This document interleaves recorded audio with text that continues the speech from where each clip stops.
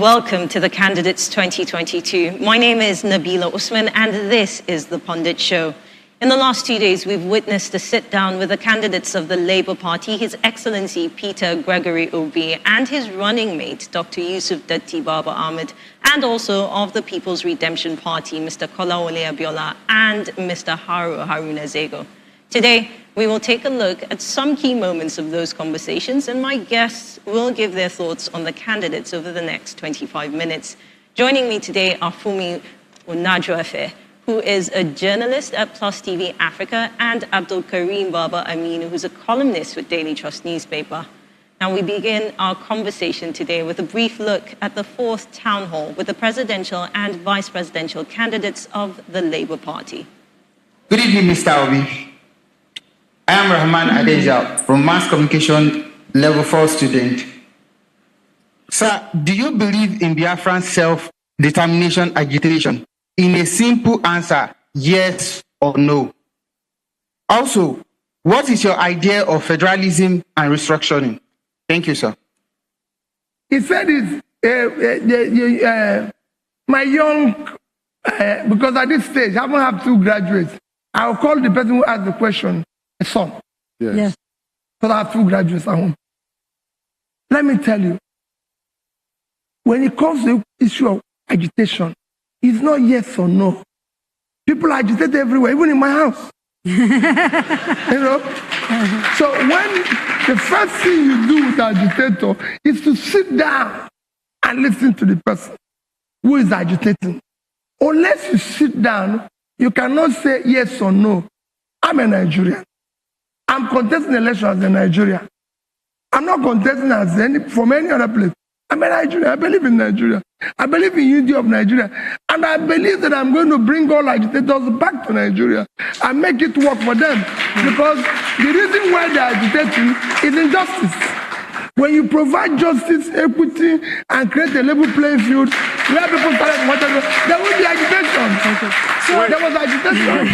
There was agitation. There was agitation for, don't forget, there was agitation yesterday in America. Yes. Before.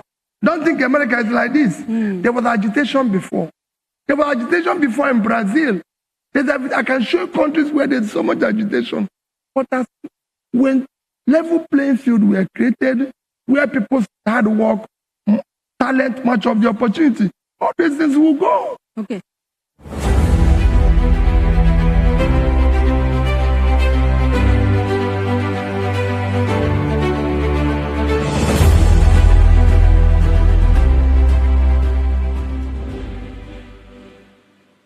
Right. So, that was just a brief moment in what was a 2-hour conversation, right? And I find it interesting that on the matter of self-actualization, agitation, as he said, he said, look, we're going to sit down and we'll talk first. Because it's an approach to a softer tactic as opposed to saying that, look, we're going to carry the stick and beat about. So, Abdul Karim, I want to come to you first. Is it interesting in any way that you've got someone vying for office who's talking about using softer tactics first than the more difficult brute force? Thank you, Nabila. I would say it hits me in a number of ways, and I'm not sure how to feel about it, but I really think, I strongly believe it's being gone about in a way that's not what we need right now. There are far too many problems that require immediate attention.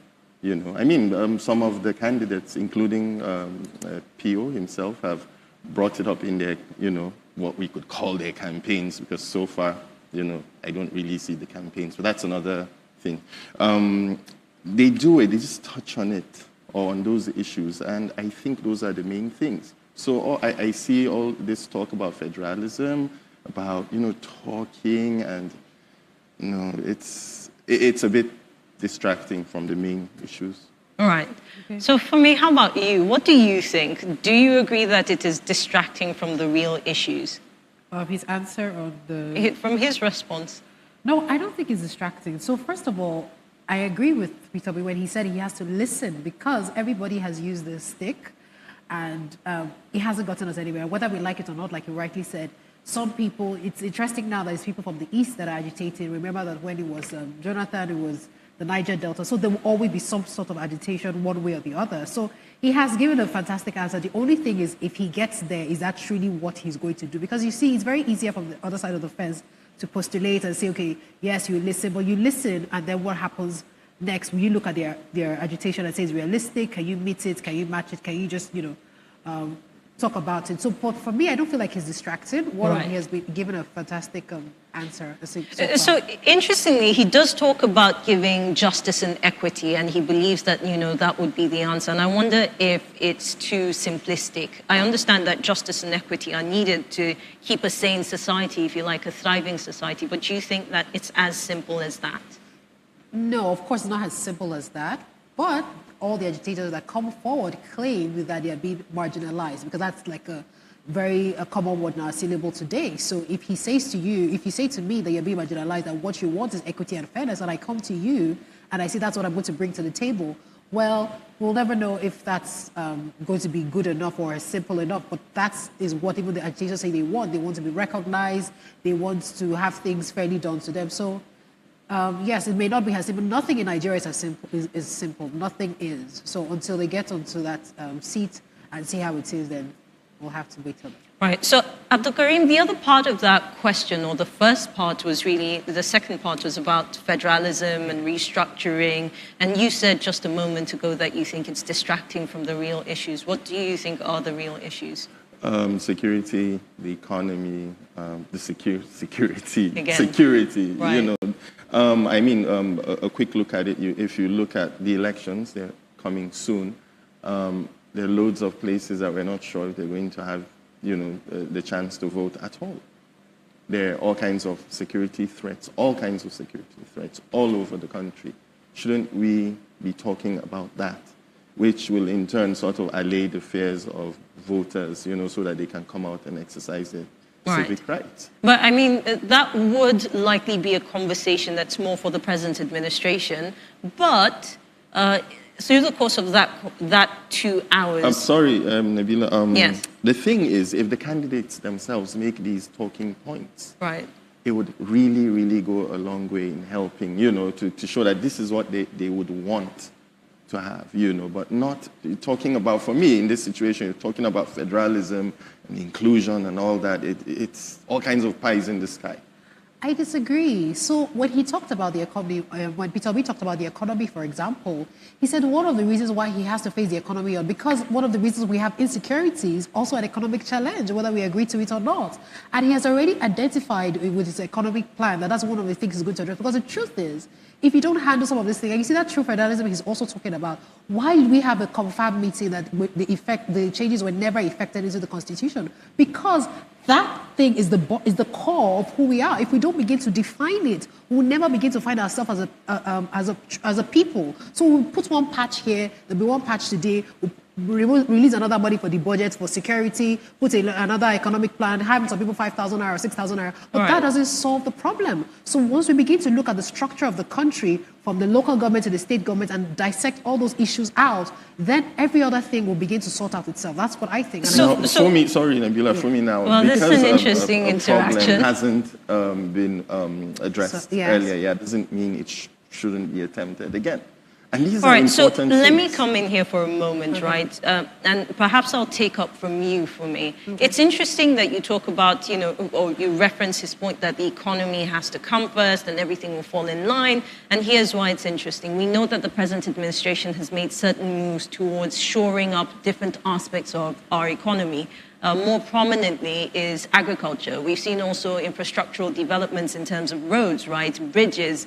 All of this has been happening. However, the security factor continues to haunt them every single time. And I find it interesting that His Excellency, Mr. Peter Obi, would not... in some ways, I understand what he means when he says, I won't discuss my security plans because you want them to hear, but then you want to govern over 200 million people who are facing a present, very real security threat. And you're not an ex-military man. We currently have an ex-military man, and it hasn't helped I was just about to thousands of say people. so. Yeah. When you say you need to cut him some slack here, because your ex-military president laid out some plans, wore a military uniform, did us some PR stunts, and said he was going to stamp out Boko Haram in the first year. We are where we were. We are still in the same place. So you need to cut Peter Obi some slack. If he has come out to other plans and say, look, he will do this in the economy, he will do all the other things, because if the military, ex-military president currently now has not found a solution to these things, you do not expect, I'm not saying he's not going to bring a solution, and if he feels uncomfortable with laying all his cards on the table, then please, if he has answered all the other questions concerning the economy, which some of the leading candidates have refused to even answer or even, come forward to the table to even address at all, I think you should cut him some slack on that. Right. So we'll take a moment. Next up is our look at the fifth conversation with Mr. Kolawole Abiola and his running mate, Mr. Haru Haruna Zego of the People's Redemption Party.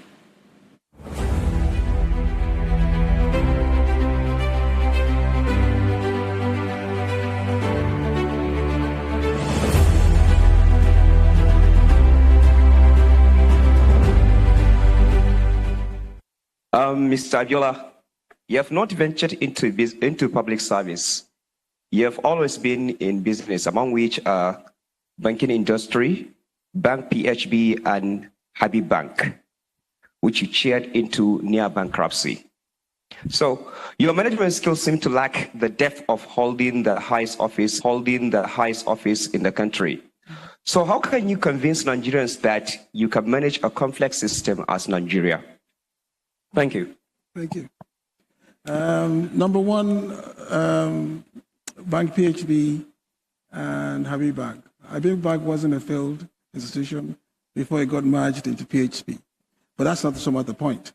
The point is that if you take out and take collectively what I have achieved in Nigeria and in the private sector, so there is one little bad egg. That's a little glitch. Is that what you're saying? Sorry? Is that a little glitch? Look, I've done a lot of good things that I'm not one to blow my own trumpet. But if there's a time to blow your horn, it is now. I've done so much that to the point that even if you go to Taraba State, there's a whole local government named after me in Taraba because of what I achieved there. If you go to Edo State, you will see what I've done on oil and gas. We have even one of the first few refineries coming up very soon. Nobody hears about those things. But what you hear about is somebody talking about Habib Bank or collectively a lot of the industries we have in the past. I pray that we never have to, at a very tender age, I think I was 36, 37, have to fight the Federal Republic of Nigeria. Because I have been able to take them on, I have survived it, and I'm still standing today. And that is experience that I wish nobody has to ever go through. When the government fights you, they fight you with everything. But the idea is to chop off your kneecaps. Okay.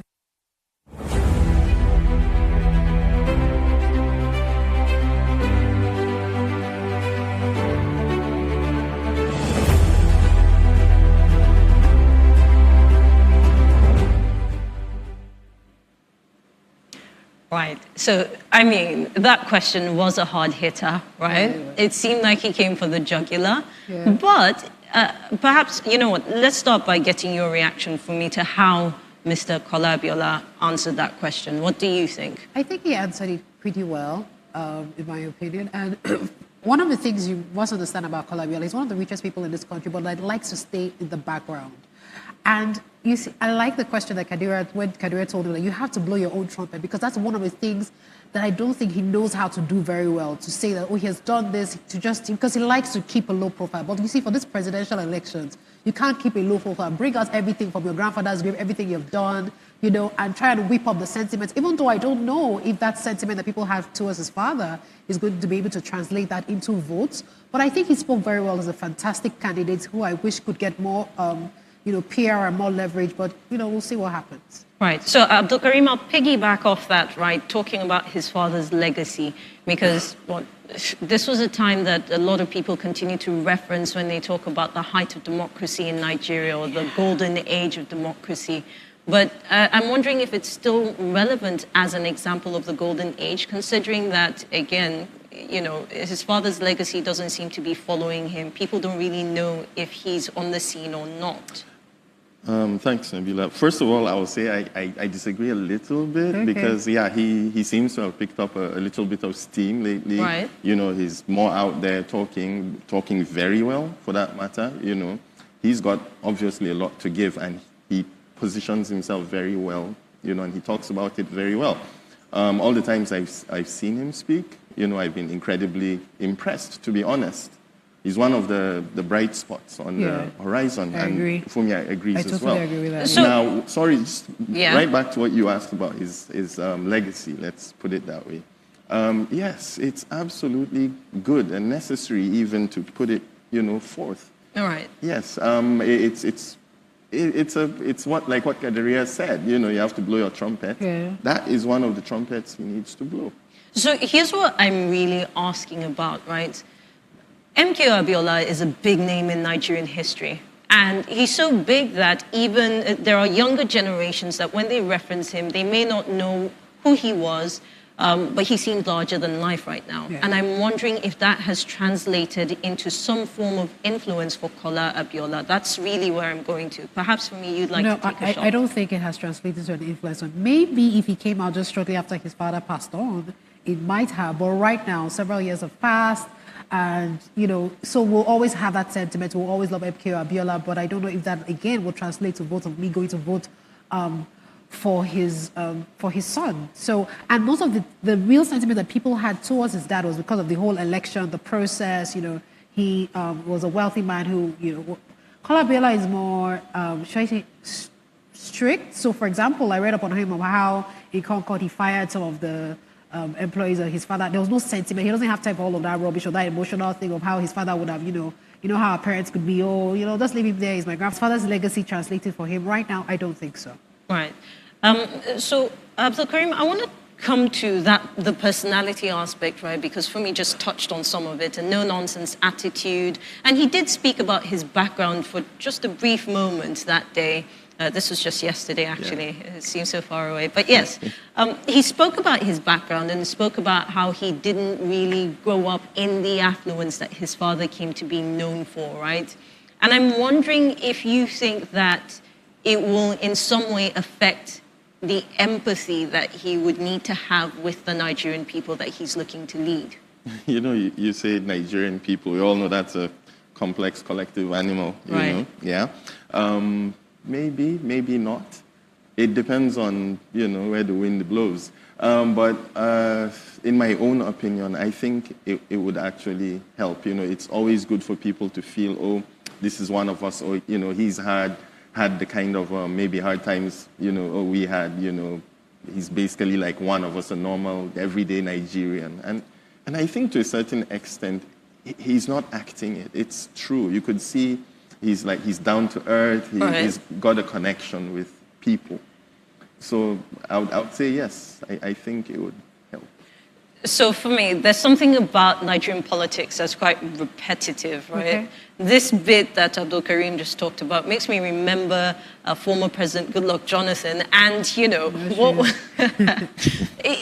not just him, actually. President Muhammadu Buhari also has that record, right? I've got just 2 houses. I'm a herder. I've got cows in my farm at home, and I live the simple life. Yeah. Do you think that is essentially one chance? Well, it's a human thing. Look at all the reality shows. Everybody had to come with some sub-story to win the, to win the grand prize. So it's a human thing. We always have to look for something. You don't want to present yourself too affluent so that it doesn't seem like you are the dem that we're trying to fight against. You have to bring yourself down to the people. Yes, the 1% of the 1%. So you have to bring yourself down to the people of how you suffered. You had no shoes, how you have only 1 cow. Even though we know that some other people they have bought you 500 cows somewhere, So we always have to bring that story to relate with the common man, to say that, look, I'm one of you, and it's almost like grassroots politics. It's part of the game to win the votes as well. So yes, everybody will have a sub-story. If they don't, they should find one. We all need a sub-story to connect with you. So yes, it's a human thing. So let's talk about the strength of the party, the PRP, right? And especially because we know that the way Nigerian, not just the politics, but even the legal side, we know that it's the party that essentially wins a seat whatever that seat may be. And I'm wondering what sort of value you would see the PRP bringing to the rest of his campaign trail, essentially. For me, we'll go with you first. Wow, I had to ask me this complex question first. I don't know, because is he honest to God? Until this debate came along, I didn't even know the name of his party. I'll be honest. I didn't know because at first I was thinking I was going to go with the SDP, which was the party that his father was in. So it was towards when this debate started with the candidates that I found out the name of his, remember the name of his full party. I know it, but it's not something like from the top of your head. I just come out and just say. So I don't know. So I don't know how he's going because I don't even know who his, state candidates are in the states. In Lagos State, for example, and that's already a challenge if we don't even know who. Because, so for example, Peter Obi is not such a popular party, but because there's been a movement beside him, people can go and throw his name. So even in the posters, when you see with the Labour Party people, they are putting obedience in their, in their flyer now. I don't know if PRP brings that value to the table. All right. So it's interesting that she makes a reference to the Labour Party and His Excellency's run for office, right? Because both the Labour Party and the PRP have been around for quite some time. But this electoral cycle has seen a resurgence for them, a fresh look. Sure. There are younger people who know their name. It's no longer, someone who's been around for multiple electoral cycles throwing off the dust and saying, oh, I remember this party. Do you think that we can sustain this up until the next electoral cycle? Yeah, it is quite possible. Look at the landscape, or let's say look at the main candidates. They're all, I don't want to say popular, but they're all known quantities. Everyone brings something to the table. Peter Obi, Atiku, Tinubu, Abiola. I don't want to list the whole thing, but everyone brings something to the table. They're known. What is left is for that, being known to translate into actual staying power, at the polls, and to actually get the numbers to get them to come out and do what it is they've been promising to do. And I would like to have a crack at what she said about the political party. I had a wow moment when you said that, but it just goes to show you how much work they need to do. No one really knows. Well, not no one. A lot of people don't really know. Yeah. I was going to go the easy route of making fun of you and say like, oh, how old are you? And but that would have been in bad taste. So, but it just goes to show you. I happen to know maybe because of a few factors. Okay. But not everyone knows. They really need to come out, and it's translating into Mr. Abiola's campaign in a way. He or they really need to come out, maybe revamp how. Just have a couple of months. They need to revamp. They really need to get back to the drawing board. There's a lot of capital that is not being touched. Right. So I do wonder how much of this attention, the influence can translate or transpire from the candidate to the party, so that when movements are created as we go, they're actually around those parties. People feel that they're a part of that democratic process from the political party level. Do you think we'll see that going forward? Will we see, say, 2028 now, right? Or 2027, pardon me. Do you see 2027 giving us a lot more political parties on the landscape, beyond Labour Party, beyond PRP, AAC, the parties we sat down with in the course of these last few days? Do you see that happening? Oh, yes. Like with every election cycle, new parties always just come up. So, yes. But there'll be, also typical of Nigeria, there'll be breakaway from some of the parties, from the APC, from the PDP, and then they'll create. It's interesting that this year we don't have the third force. So there'll be new parties. Third force. So there'll be new parties whether we like it or not. But how strong will the existing parties, will Labour Party be as strong as it is now in 2027? I think that's a question we should ask. Will APC still be existing in 2027? Even PDP, with all the internal factors they are having currently, will they still exist in a few years' time? So I think those are the questions. The smaller parties coming up, that's always just, that's normal. They're going to come up. But those three big parties, will they still be standing? Regardless of the party, they're all they're essentially vying for a position that faces the same challenges, whether it's in security or if it's in economy, education, name it. Nigeria is a pot of many good and bad things, right? So they will face it if they clinch that office. So I want to get your thoughts very quickly on a couple of things. Youth, what do you think the candidates now, not just the Labour Party and the PRP, but what do you think that the next president needs to focus on when it comes to the youth, for me? One, listen. You really have to sit down and listen, because a lot of our fantastic talents are relocated everywhere, all over the world, but here. Right. So you have to find whatever it is that you can to keep our best hands here, and it's just by Right. fixing the simple things, just power, the roles, because people are really not even asking for so much. just to Okay, be so secure in their Abdul place. Karim, Yes, very yes, sir. quickly, I get your thoughts on that. What they need to do? I don't know, job creation, there's all kinds of industries that are non-existent in Nigeria. We have the numbers to really harness all those things. So Right. jobs, basically. Okay, so look, in the series so far, we have had 5 candidates and their running mates, from the SDP to the AAC, then the NNPP, followed by the Labour Party, LP, and just yesterday, the PRP. It goes without saying that they do have an uphill climb ahead of them. And as we wrap up the conversation today on the Pundit Show, I do want you to stay around for a few more minutes. Coming up in just a bit will be discussions around the things that will define Nigerians and the office of the president over the next 4 years. I am Nabila Usman. Good evening.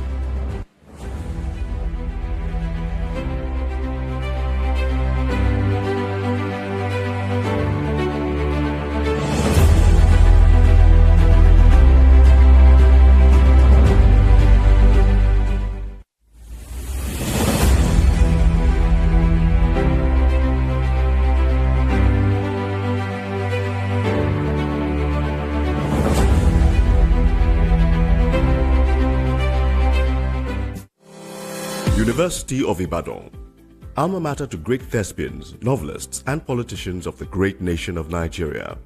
The University of Ibadan is located in Oyo State, southwest Nigeria. It was founded in 1948 and was one of many colleges within the University of London. Becoming an independent university in 1962, the University of Ibadan is the oldest degree-awarding institution in Nigeria. The University of Ibadan has contributed to the political, industrial, economic, and cultural development of Nigeria. Among this notable group are Nobel Prize winner Wole Soyinka, Chinua Achebe, a novelist and author of Things Fall Apart, Abdul Ganiyu Abdul Razak, a lawyer and former president of the Nigerian Stock Exchange, and so many more.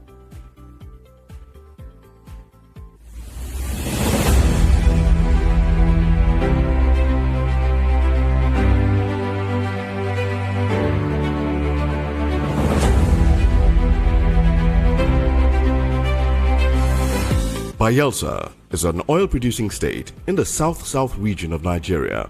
It was created in 1996 by the then military administration. Bayelsa has also produced prominent people such as Ben Murray Bruce, a businessman and senator, Dakori Egbusin Akonde, a Nigerian actress. She is an ambassador for Amnesty International, Timi Dakolo, musician and businessman, and so many more. Recently, Bayelsa has been seriously affected by the flooding situation that has plagued Nigeria. This has seen many lose their lives, properties, and businesses.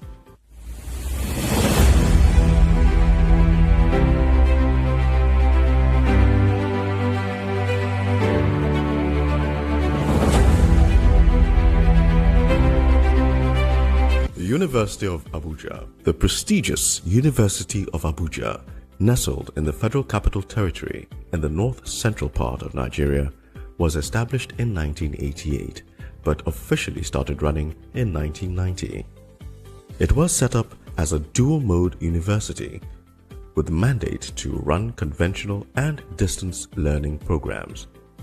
The university offers diploma, undergraduate and postgraduate degree programs.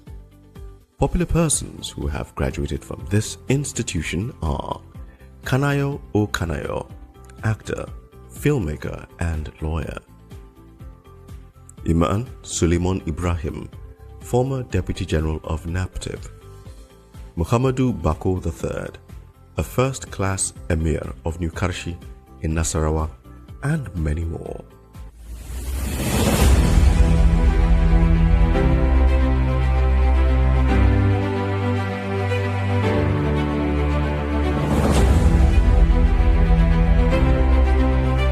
The University of Port Harcourt. The University of Port Harcourt is located in Choba, in Rivers State, in the south-south geopolitical zone of Nigeria.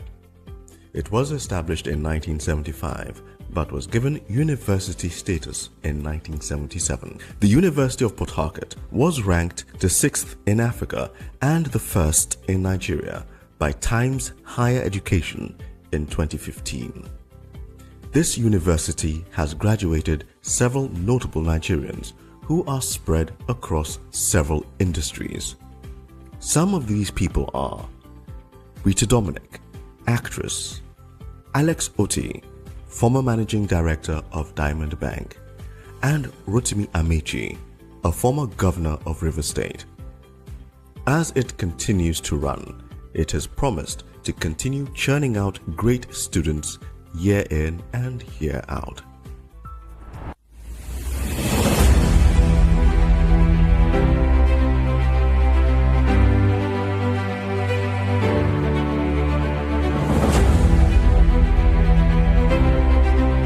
Coal City University, Enugu. Named after the state's slogan, Coal City University is a not-for-profit private university nestled in Enugu State in the southeastern geopolitical zone of Nigeria. Established in 2016 with 10 faculties to its name, Coal City University currently has over 800 students.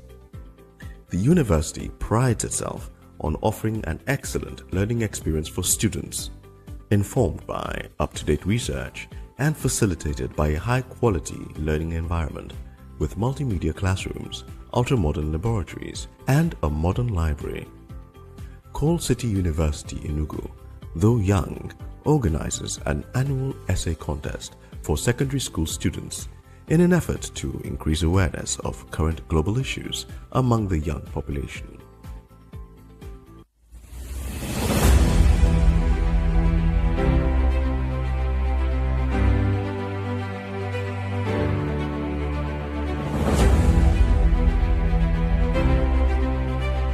The University of Maiduguri, popularly known as UNIMAID, a university located in Maiduguri, the capital of Borno State, nestled in the northeastern part of Nigeria, created in 1975 by the federal government of Nigeria.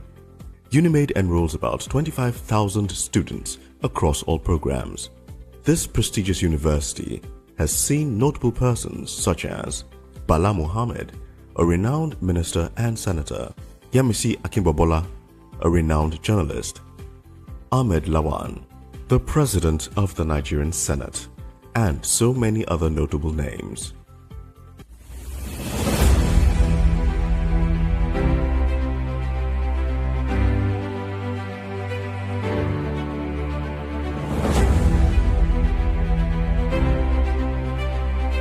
Bayero University, Kano, initially called Ahmadu Bello College, this citadel of education was renamed Bayero University, Kano.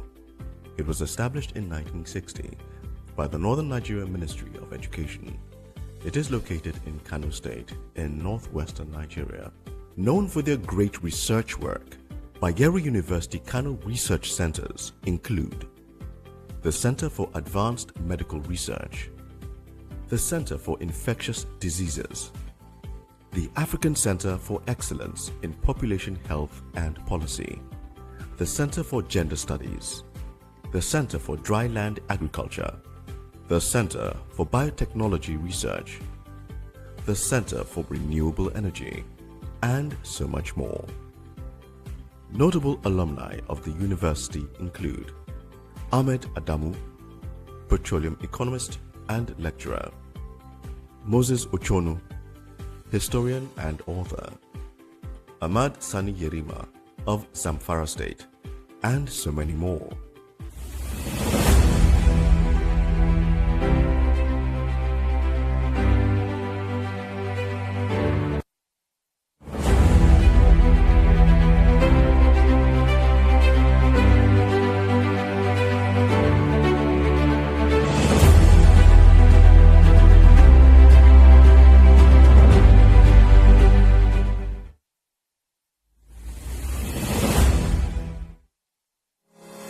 Kadaira Ahmed is a leading Nigerian journalist and media entrepreneur. She sits on the Nigerian Board of Trustees in the International Press Institute and has been recognized as one of the 5 most influential people in Nigeria's media landscape.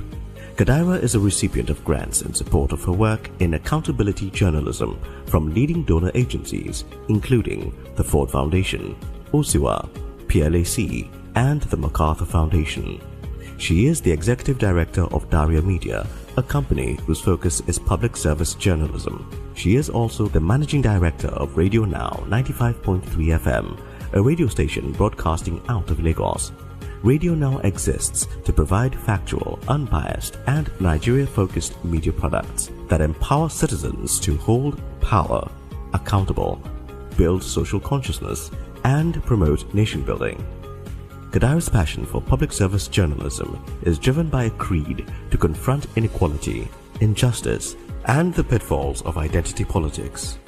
As a result, she has created, produced, and anchored programs through which she has set the agenda for national conversations on significant issues and, at times, influenced policy. She has written extensively and has been published in national and international newspapers, including the Daily Trust, The Guardian, Premium Times, and the Financial Times of London. She is a member of the Nigerian Guild of Editors and the Nigerian Institute of Directors. She started her career at the BBC in London. Kadaira has a master's in television from Goldsmiths, University of London, and a bachelor's degree from Bayero University, Kano. She is a Chevening scholar.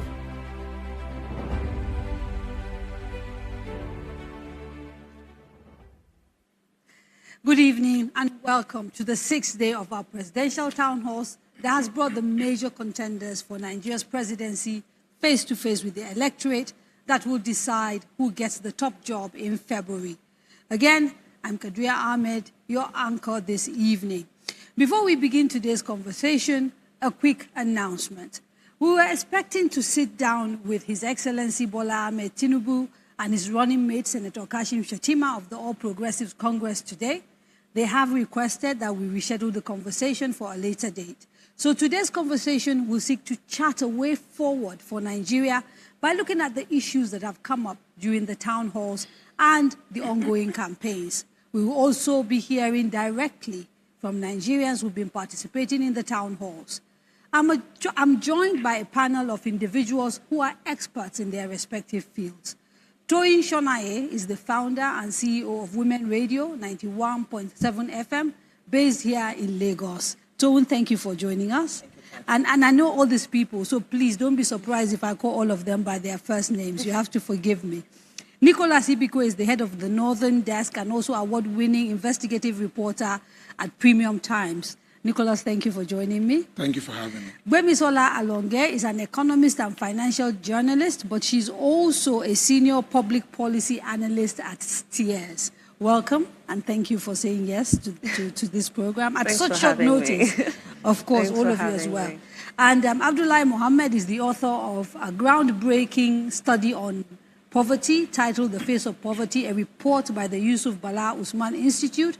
He came all the way from Zaria at very short notice as well. Thank you so much for joining us. Thank you.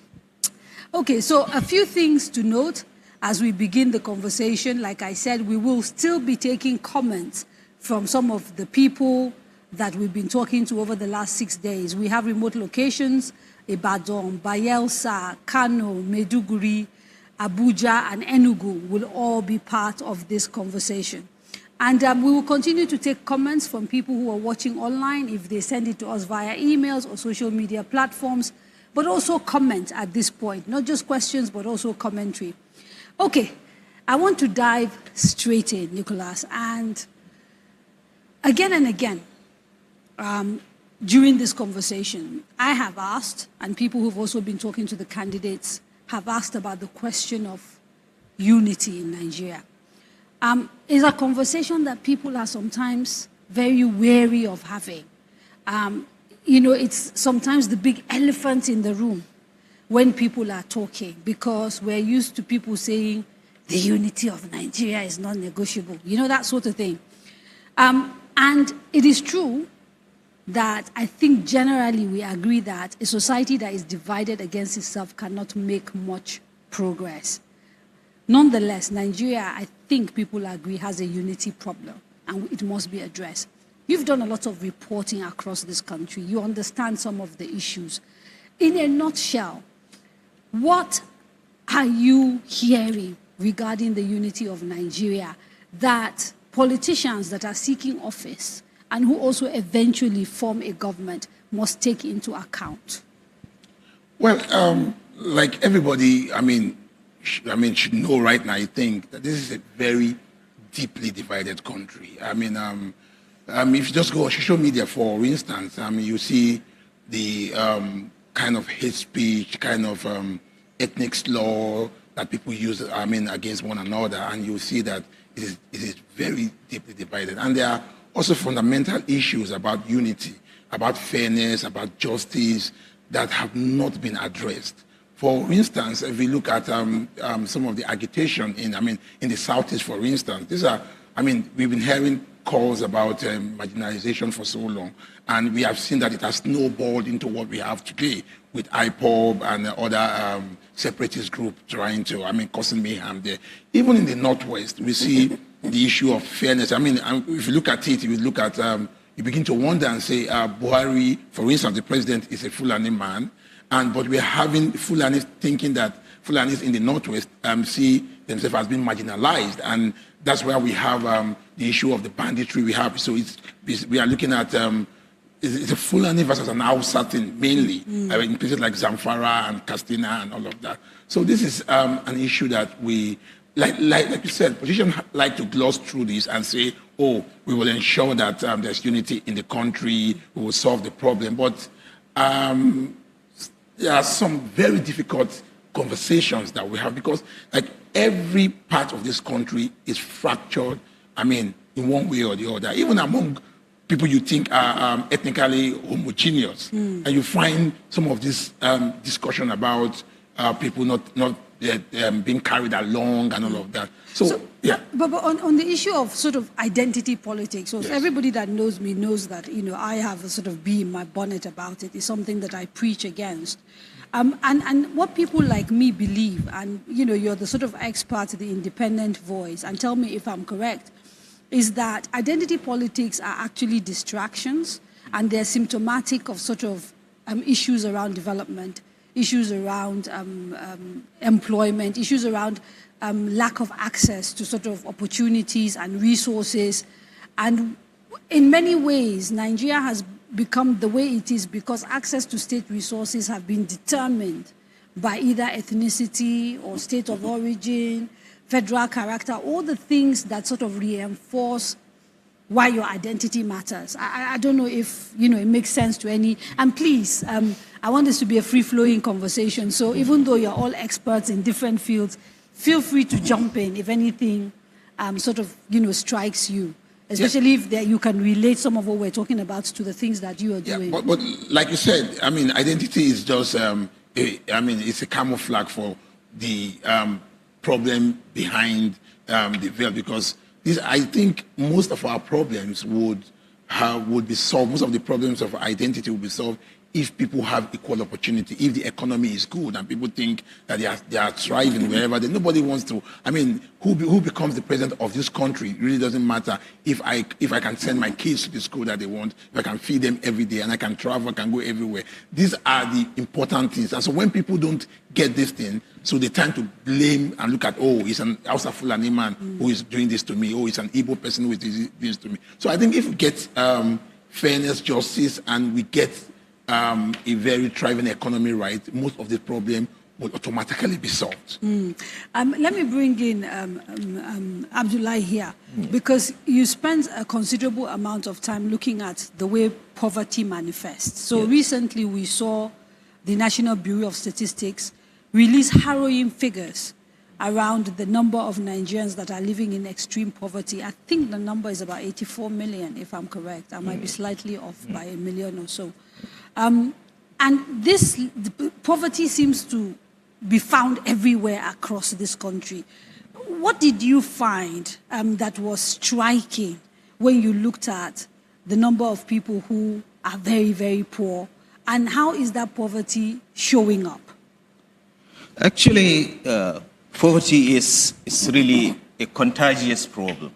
And I think you can position it at the center of every other problem because of the force it radiates, and it draws onto it other factors. The identity issue, the issue of the bandits, the issue of land grabbing, the issue of desertification and climate change. All this revolves around poverty itself. When you go out during our interaction with people, during the research, it is very debilitating. You find people telling you their life account, which is very, very emotional, I would say. I mean, It's when really we talk emotional. about the numbers, people talk about, and so it's very difficult sometimes to sort of understand how serious it is, because people say, oh, 80 million, 5 million, 10 million, this one. Can you explain to us what you found in terms of the real way poverty actually affects people? I'm interested in the stories of real people and what poverty does to people. And this was the focus of your study, I believe. Yes. Okay. Basically, there are 3 or 4 parameters we tend to calibrate poverty. We first look at how are families able to feed their children? How are they able to shelter them? How are they able to send them to school? How are they able to provide medication for them when they are sick? So very basic things. Yes, because away from the figures, we want to know actually from the people's mouth, what is this figure that is bandied around? What is the reality of the figure? And I think the figure is an understatement of the actual facts you come across when you relate with people who are actually feeling the pangs of poverty. From the... yeah, go on. Yes. From the feeding, it is necessary for them to give them breakfast to send them to school. And you have a large account of people telling you that they can't provide breakfast for their children to go to school. They live in rented apartments. They live at the glory of relatives because they can't rent somewhere to stay. They tell you how their crop production has dwindled over the years. So much so, they are running this farming profession at a loss because of the climate change, because of the lack of fertilizer, and so many other factors that come into play. So the causes of poverty are some of the things that he seems to be talking about. And I know that your expertise is, you're an economist, and so you have a wide understanding of not just the economics, but the political economy of Nigeria. What are the linkages between policy, between our economy as it currently stands, and people's standards of living? And, you know, this issue of being unable to feed your family, being unable to send them to school, all the things he broke down. Okay, so just to illustrate, I'll use an example. In 2019, the federal government implemented a policy to shut down land borders.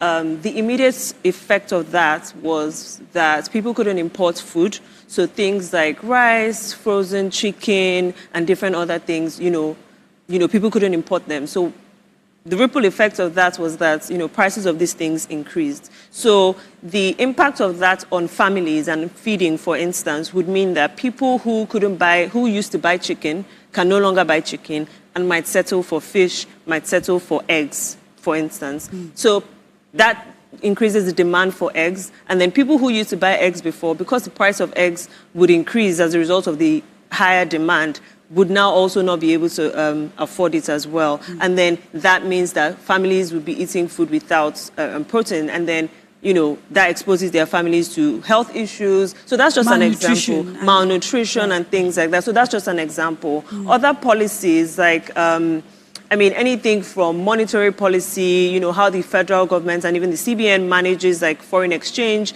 determines how many people would be able to send their kids to school, determines how many people would also even be able to do their businesses, right? So if a company who used to import things to sell is unable to anymore because the exchange rate is just really high, or I mean, if they use the parallel market rate, right? They shut down their business and they lay off all their staff. Then those people do not have incomes anymore. They can't feed their families or parents or send their kids to school. So women are often sort of at the bottom of the bottom. And when it comes to poverty, that is no different. They are the ones that sort of seem to bear the brunt of poverty. And even though I understand the example she gave about sort of chicken and eggs, you and I, who sort of travel in rural Nigeria, understand that actually people that are even eating chicken and eggs are somewhat very well off, because we see people who are barely able to eat anything at all, you know, and eat the most outrageous. I mean, I've been to IDP camps where they're literally boiling husks of sort of grain, and that is what they use for food, right? So from the perspective of gender, and the way sort of gender is a sort of a function of the way society sort of sees gender. What are your thoughts around poverty, women, and the state of Nigeria as we speak? Kadira, today marks 8 years, 221 days that the Chibok girls have been gone. Right. 4 years, 275 days that Leah Sharibu has been captured. You spoke about unity. I think the biggest problem that we have, the biggest pandemic in Nigeria is poverty. And the face of poverty we know is women. So when we talk about feminization of poverty, we know we're talking about women. Inflation, insecurity. The Iyabume in Abeokuta cannot even afford to put food on the table anymore. We don't eat eggs anymore. The woman in Benin, who is the breadwinner of the family, cannot even afford to feed. You spoke about IDP camps. We know there is now sex. We don't talk about sex for grades anymore. Now sex for food. Sex for food. So the woman at the IDP camps has to sell her body to feed her husband, and the children.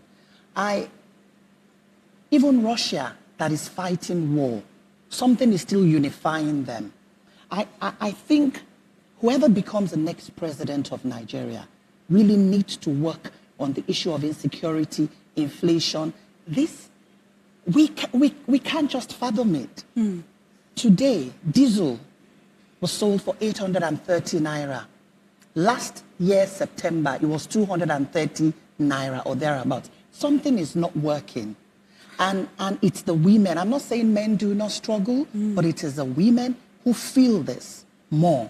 The children now have to do all sorts of activities. The parents, mothers have to look away because they just wait for the children to bring in the money, and we know where the money comes from. Okay, and go on. So it's a bigger issue than what we're just glossing over it. It's a bigger issue. Insecurity has made poverty something else. Everybody is And there are poor. those who suggest that poverty has fundamentally altered who we are as a people. Fundamentally, from our values to sort of the things that we focus on, etc., etc. And that's a conversation I will dive into after we speak to the people in Ibadan. Ibadan, good evening. You're welcome to the University of Ibadan, and we're definitely following this discussion very, very keenly. And we have some students here who are ready to ask us, the panelists, there are some questions that bother on some of the issues bothering us in Nigeria. Okay, by the way, my name is Nero. I'll start off with Nero, if you can hear me, Nero. Essentially, we welcome questions, but because this is our 6th show, we're also hoping they can tell us what they hope to see in the next government and what are the things they're looking for in the people that they want to elect, or what will help them decide who they're going to elect into office. Okay, thank you very much. And I'm pretty sure that Akere will be able to tell us what he hopes to see from the next president of the country. Akere. Okay, good evening. My name is Akere Sonny Igbeye. I'm a student of Electrical and Electronics Engineering Department at the University of Ibadan. Okay, so what I would like to see in the candidates that will have my votes, two things. First of all, empathy. Recently, in the current political space, we found that our politicians have lost touch with the reality of Nigerians. So I feel empathy, a candidate that feels empathy towards the situation of Nigerians. Secondly, the willingness to fight corruption. So today in Nigeria, it's no secret that one of the fundamental issues facing Nigeria is the issue of corruption. However, this current administration, in my own point of view, I wouldn't call, okay, so taking President Muhammadu Buhari, for example, I wouldn't necessarily say he's a corrupt person. However, his willingness to tackle the issue of corruption in Nigeria is next to nothing. So a candidate that has the will to fight corruption will have my vote. Thank you. Okay, and that was Akere there, and we're going to go to another student who also has a contribution to make. Good evening. My name is Adekola Emmanuel Adebowale from English department. My contribution goes to the sector of security. Now, Nigeria now has become a very dangerous zone for tourists and people who might even want to create businesses, thereby leaving us with no jobs. So I hope that the next president would look into equipping our military men properly and taking care of these soldiers, taking care of the soldiers at war, at least to minimize the issues of mutiny and desertion. Though we know that we are supposed to be throwing questions at the presidential candidates, but maybe it got cold feet. They are not presidential candidates here. Another thing Unless you people are running for government, I did not tell me. Eh? Another thing is that we need someone who will take education seriously. Like, how would a president be on the seat and allow students to be at home for more than 8 months? That is too appalling, okay, for a country that wants to grow. Now, youth are really on the verge, and we are going to vote for who we believe, by logic, that is going to do well. But we hope that whoever we vote for will do the right thing. We just hope. Thank you. Okay, thank you very much.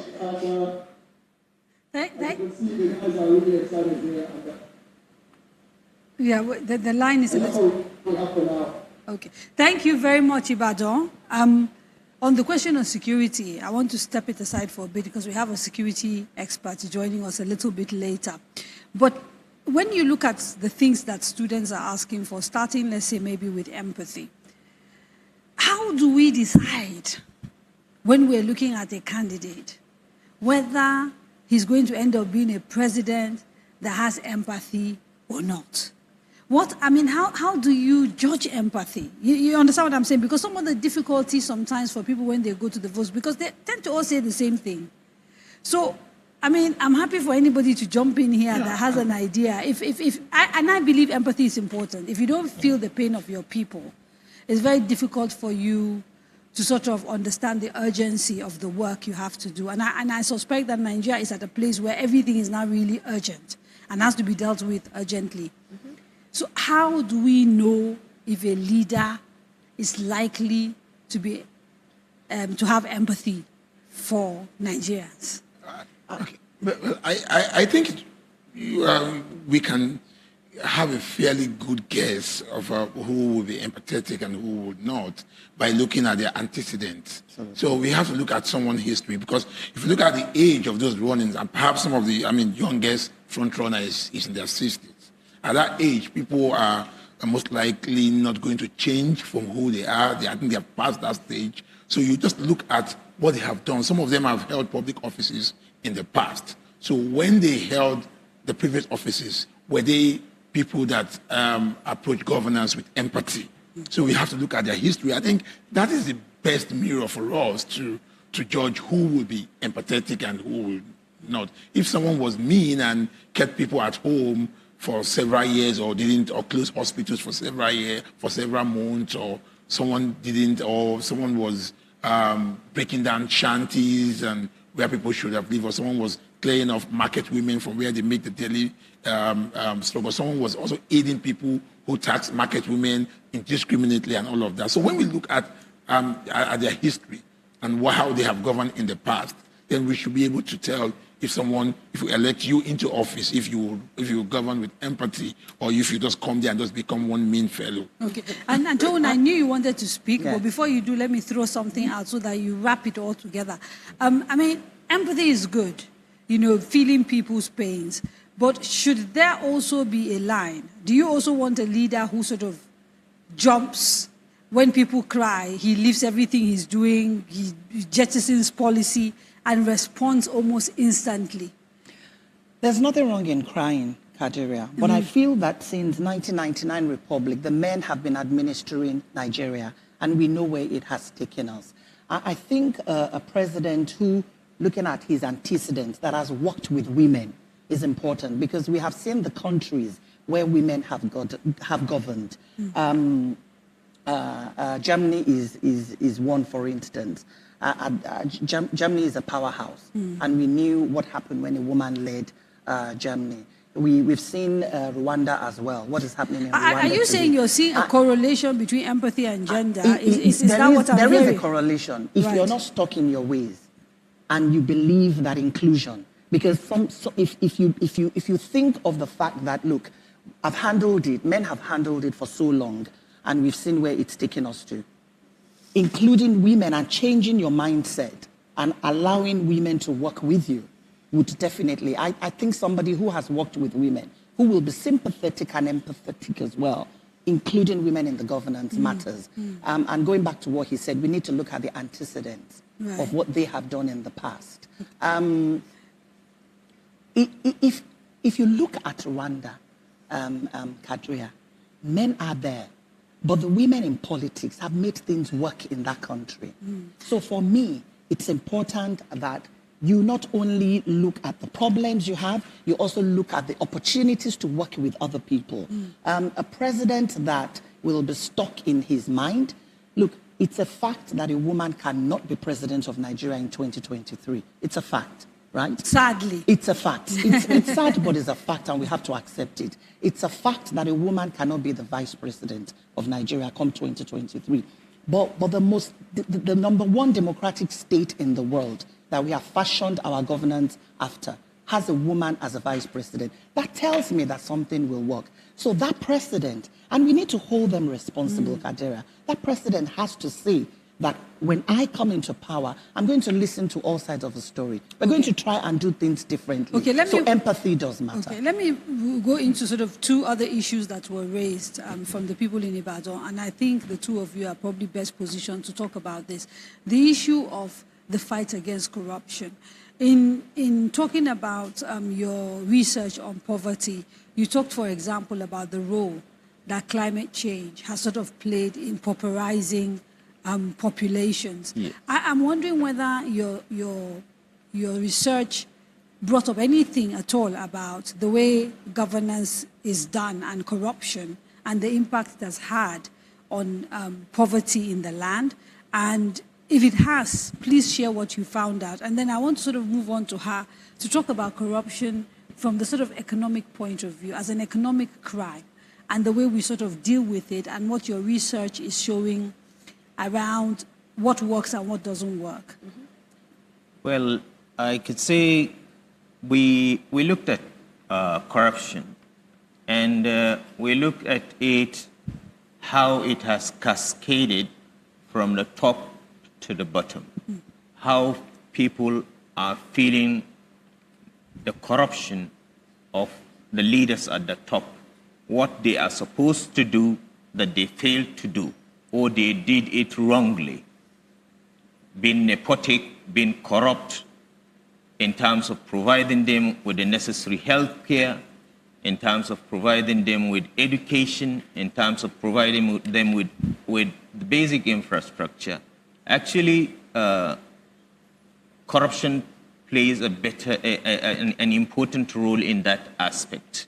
But the category of people we mostly interviewed are people at the lower level of society, and they are not talking about the high-level corruption among government officials. What sort of corruption are they focused on? They are concerned about their livelihood. How can their livelihoods be improved? You're saying to me they are eking out a living, so much so that all of their attention is actually on just how to survive. That they don't even have time to think politics or to think leaders or anything. Their basic necessities of life is what they are focusing on. And they don't look up to high-level corruption. They are concerned about how to make a living. For example, a farmer, he doesn't know what really happens with the situation of fertilizer. All he wants is that the fertilizer should be affordable for him. The woman is concerned about the cost of transport for what she is going to buy so that she comes and sell as a petty trader. When the transport is high, it takes a percentage out of the profit and it eats her out of business. So this peripheral aspects of living has shielded them from seeing what the elites do. Right. So that's an interesting insight, and I want to come back to it when we sort of start the conversation to talk about sort of the how can politics, how can we get them to then make the correlation between their lives and what is happening in the political space. But I don't want to dive into that quite yet because I want to have a conversation around corruption and the economy. In the work that you're doing, to what extent are you finding that there's a direct correlation between how badly Nigeria is doing and corrupt practices? It's very directly correlated.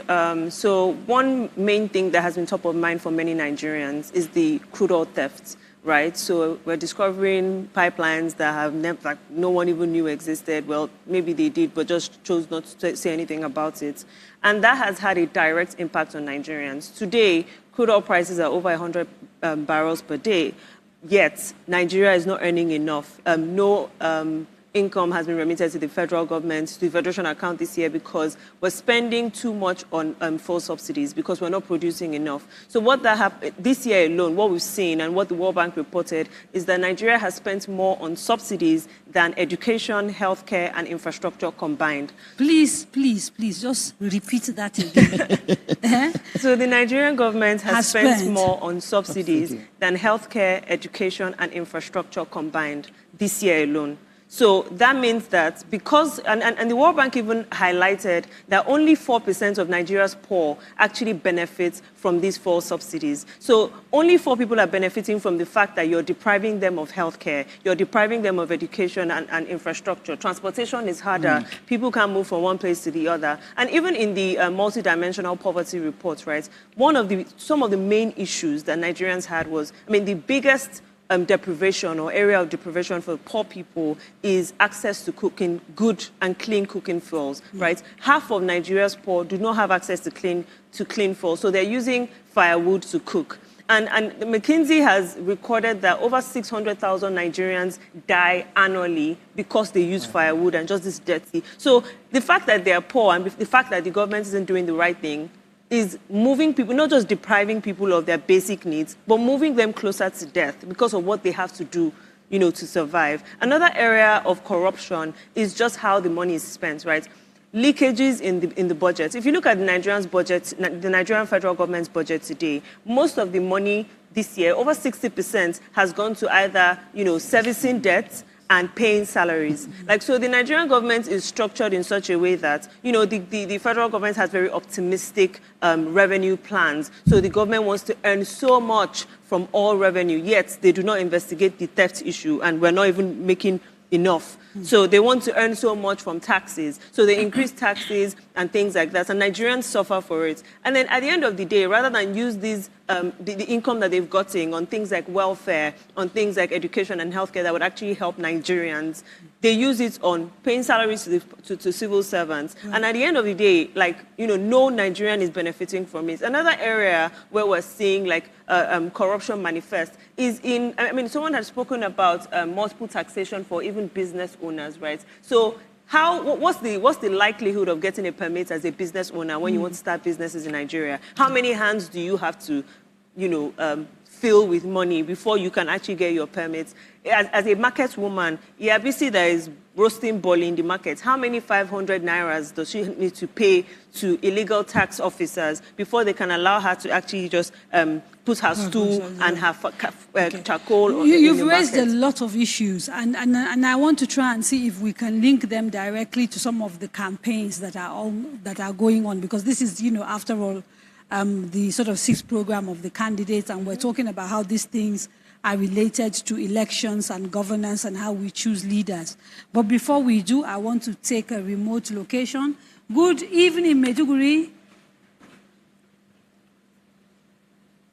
Right, okay, so I'm told that Maiduguri is not quite ready. So let me just carry on with this conversation.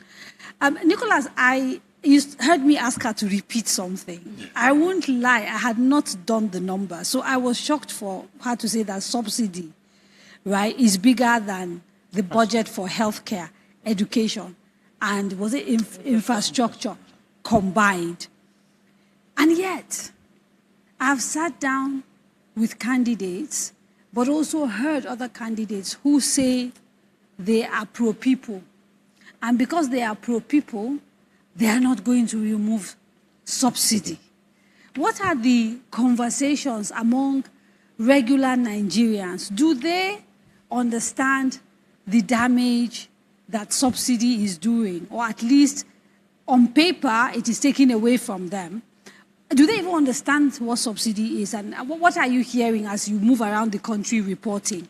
Okay, do Nigerians get it? Is it a factor in the conversations that they're having about who to elect and who not to elect, or not? Yeah, what I hear is that is the misinformation that, of course, you hear, these are the people that have been on this show, perhaps the Nigerian elite, either political elite or economic elite, and these are or intellectual elite. These are the misinformation that they have repeated over the years, and you find that it has flowed. What is the misinformation? The misinformation is that subsidy is to help, is for the benefit of the poor people, right? Of the poor people. But we have seen, as research study has shown, that, like you said, only 4% of the poor Nigerians are enjoying. So many Nigerians. So subsidy is really for middle class and upper class Nigerians, yeah. And the people who steal the balance of it. Right. So when many Nigerians hear that, they are going to scrap subsidy, the first thing that comes to the mind is, I'm going to pay times X amount of money to get to my place of work. Right. I'm going to, the cost of stuff is going to skyrocket. And you see that fear in them saying, because that uncertainty, people don't know what will happen. And you see that is why we also have, of course, if subsidy is taken out, maybe there will be some kind of increase anyway. But I think that we just spoke about empathy, that a government with empathy should be able to come up with policy to cushion that shock, so that people don't get the direct blow from taking it out completely. And often when we talk subsidy, people are talking about subsidy when it comes to petroleum, right? Yes, oil. Yes, yeah. But there are other forms of subsidy, and we can dive in a little bit into that. But Maiduguri is ready. Good evening, Maiduguri. How are you today?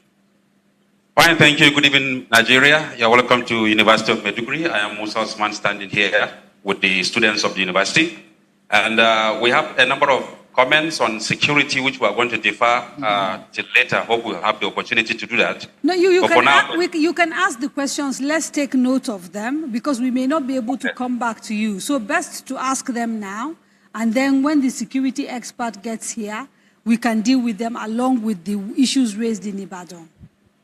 okay, we will now take two comments on the economy and poverty first. Abakar?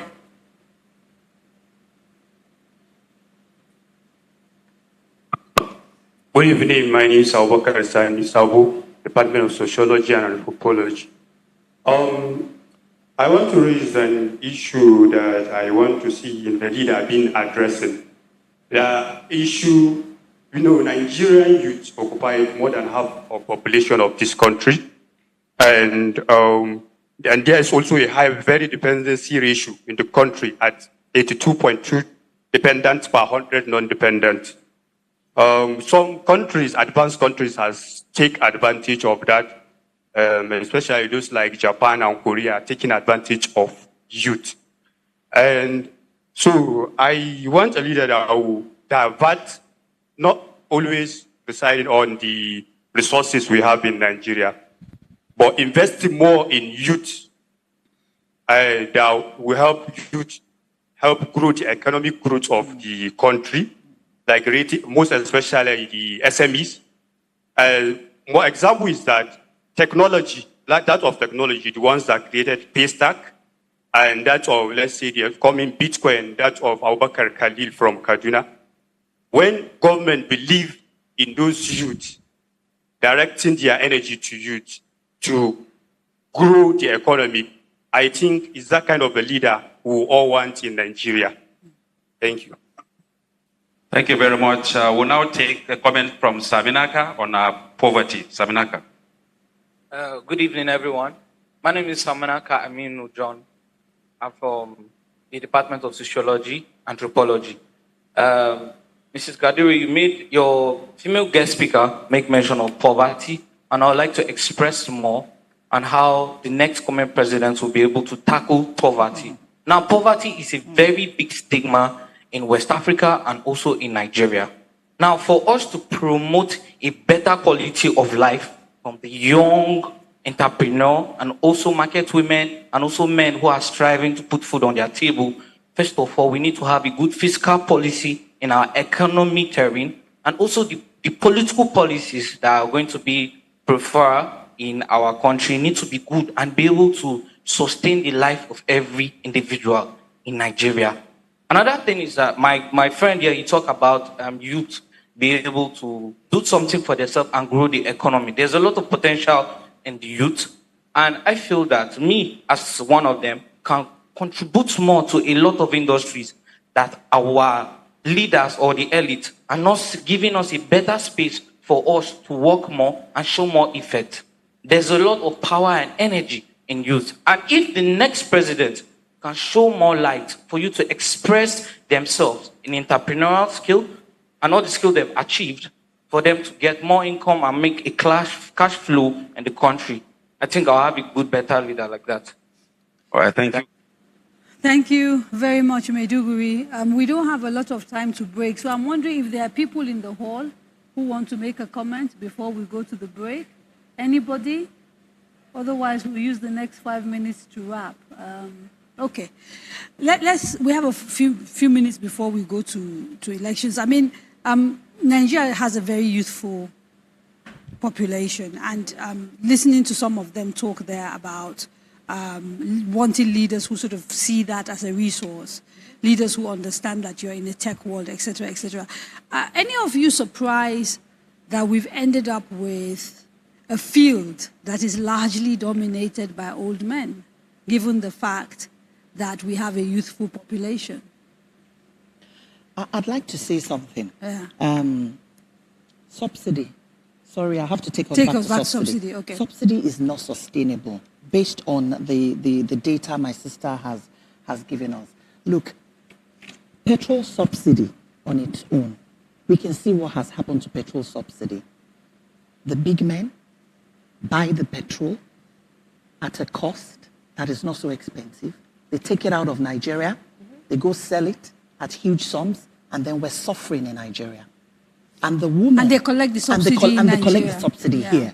And the ordinary woman at the grassroots level in the villages is unable to even buy anything. We can't transport food from one end to the other. You and I know what petrol does to us in Nigeria. So subsidy is not sustainable. We know that. And I'm just wondering what we need to do, what the new government, the incoming, the 2023 government is going to do. Well, this government has already said subsidy is going off. So whoever comes in is going to inherit a decision that has been taken. A decision that has been taken, but also a decision that needs to be looked at. Okay. Do they really know what they're doing? Do they really know what they are doing? What a question. We're going to take a break, and when we come back, we'll carry on with the conversation around what we've heard in the last 5 conversations we've had, and what voters are saying they want to see in the next leader or the next president of Nigeria. Don't go away.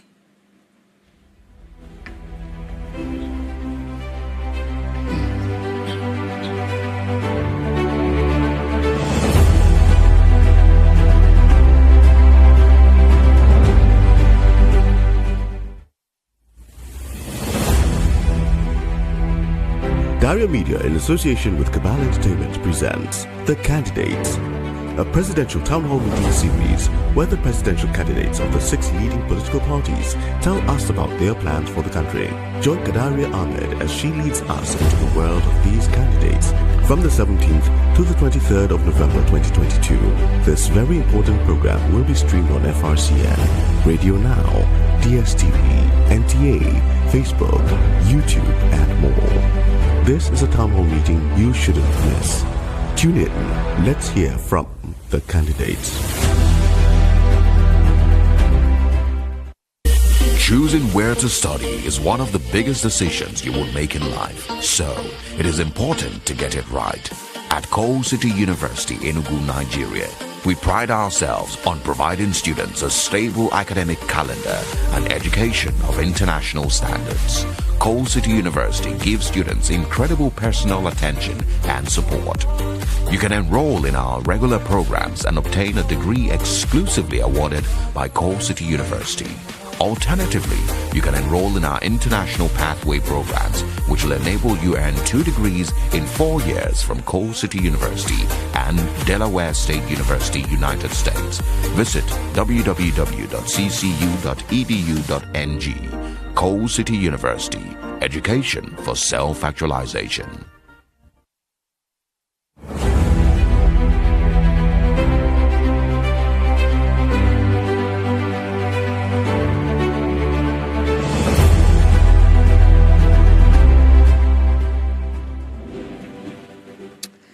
Welcome back. You are watching a conversation on the way forward for Nigeria, brought to you off the back of a conversation with the candidates who are vying to become the president of Nigeria in 2023.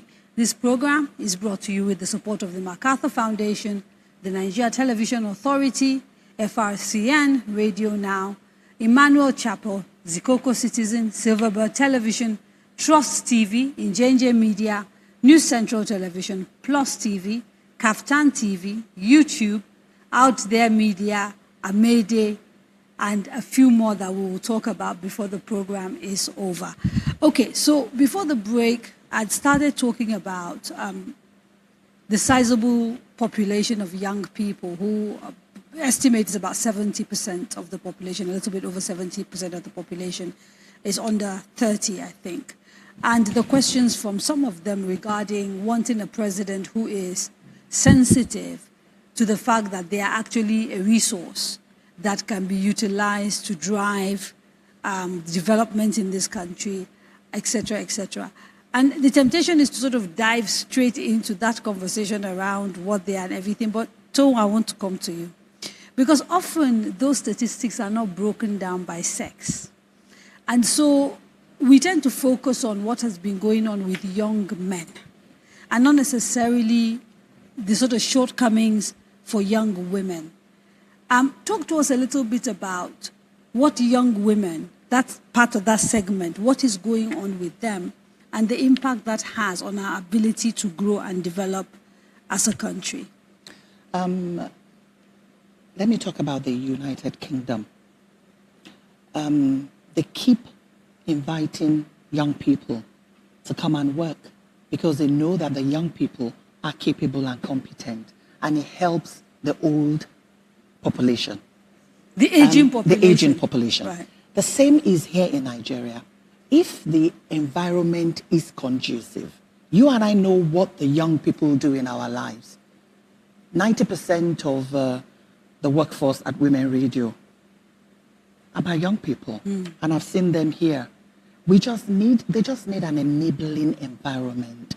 If they are given an enabling environment, electricity, good roads, good IT, transportation, they will thrive.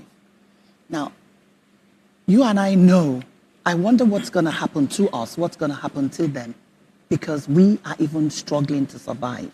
So we need somebody who will come in and understand that I can work with young people.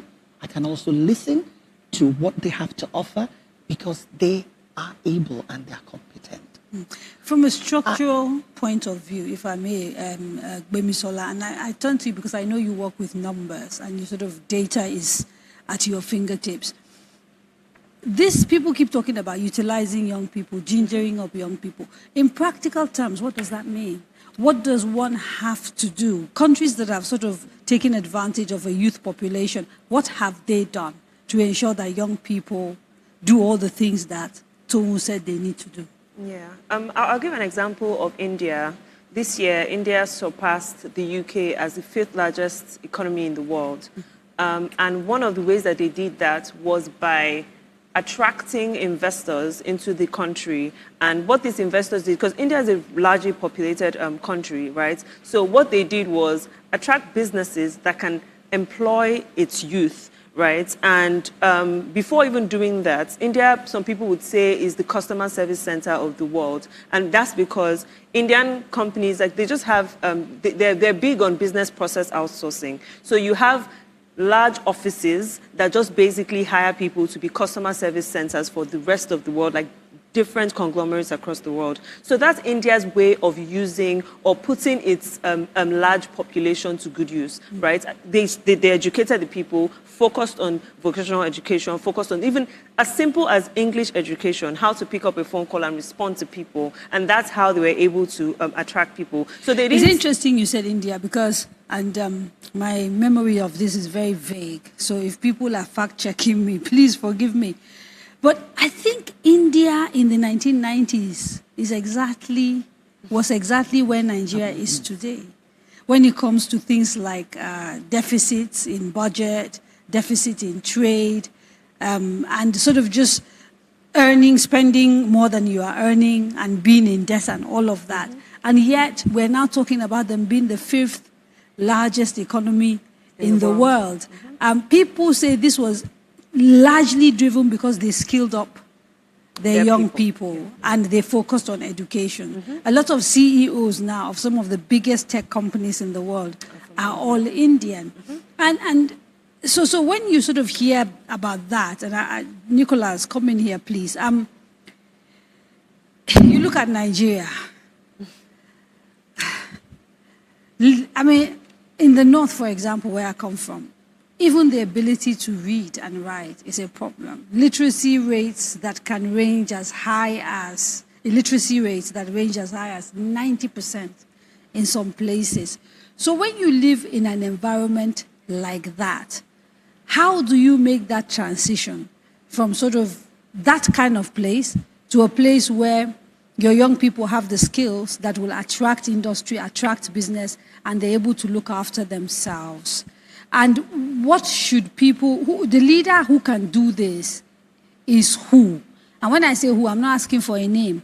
I'm asking what are the characteristics of a leader who can do this? Because again, you know, we're talking the candidates and we're talking about the person that people should elect in 2023 February to become the leader of this country. And in fact, indeed, is it a national job?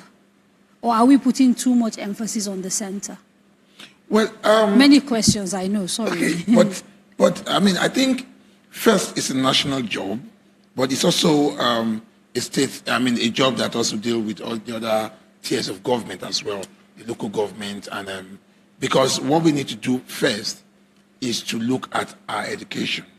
Apart from, you can see that Nigeria basically have these millions of students, children out of school. We need to get people basic education, because what we find out is that most Nigerians don't even have basic education. So the state, whoever becomes the president needs to work with local government, needs to work with state government, and people will have to get basic education right. Mm-hmm. Before we get to where India is today, we can't just jump the gun. We have to get basic education right first. So the leader who has to do that has to make sure that that is done. Now, from there, then there has to also be opportunities for young people who really want to study more, who want to further their education. And it's strange to hear, but we see a lot of people drop out of school these days in Nigeria because they can't afford to pay school fees. Mm-hmm. So are we going to, do we have a program in place that for somebody who is going to perhaps give loan to students and for education, and so that they can complete their school? So that leader has to look at that very well. The person who has to bring us to that level of where India is today has to take education seriously. And we have to start from basic education first. Malam Abdullah, basic education. Yes. When you were talking about the research you conducted, you were very clear that the people you talked to were the poorest of the poor, people who are just barely eking out a living. Yes. Did you find that there was any conversation there around going to school? Do their children go to school? If they go to school, what sort of school do they go to? Do the parents want their kids to go to school? Are they aware of the importance of education in sort of taking them out of poverty? Yes, they are very keen about sending their kids to school. But the major impediment towards sending their kids to school is the financial aspect associated with sending the kids to school. Some of the account we came across is a family couldn't afford to buy school uniform for the kids to start the basic education in a free education system. They couldn't afford to. So it was a free school, but yes, they couldn't go because they couldn't afford uniform. Enroll them with the basic school uniform. So the basic even is lacking. And the cumulative of these basics has led to hopelessness of the system.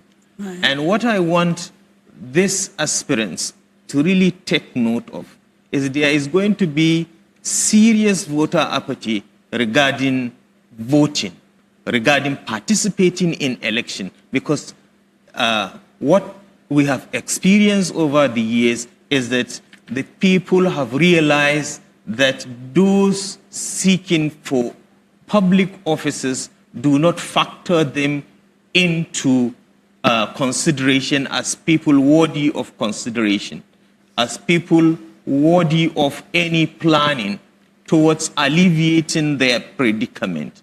So this is They're not seeing a correlation between government and their lives. Yes. Basically. They don't see it because they are living in a hopeless situation. Because when you tell them that their hope lies in electing a good leader, they will show you one leader from within them who they were able to elect, and he transits class and then becomes something else. And forgets about them. Forgets about them. Right. He is not held accountable for what he is supposed to do. We must have that conversation after we speak to the people in Kano. Hello, Bayero University. Good evening. Hello, good evening, and welcome to Kano State. My name is Stephen Enoch, and we are at Bayero University, Kano. Today we have Abba Idris and Maria Shaibu, who are ready to, share their opinion on the kind of president they want for Nigeria. Let's start with Abba Idris. Abba? Okay, good evening. My name is Abba Musa Idris from Bayero University, Kano. Well, let me start by begging to differ about the description given to poverty at the first place. Well, I think the definition, or rather the description of poverty, is beyond the way it is described as lack of having chickens or eggs on our food or something of that nature. Poverty in the part of where we live, you can find people who have never begged are now begging. People do not have even the morsels of food that they can, eat. So I think when talking about poverty, there is a need to look at the basic factor of what poverty actually means. That's number one. And then going to the type of the leader that we are dreaming to have in this country, I think there are so many dreams that we have been having. The first one, we need a leader who can make our country a knowledge-driven country, because the world is advancing and many countries have been producing knowledge where you can have scholarship and study online, or sometimes you can go in flesh to study in their different.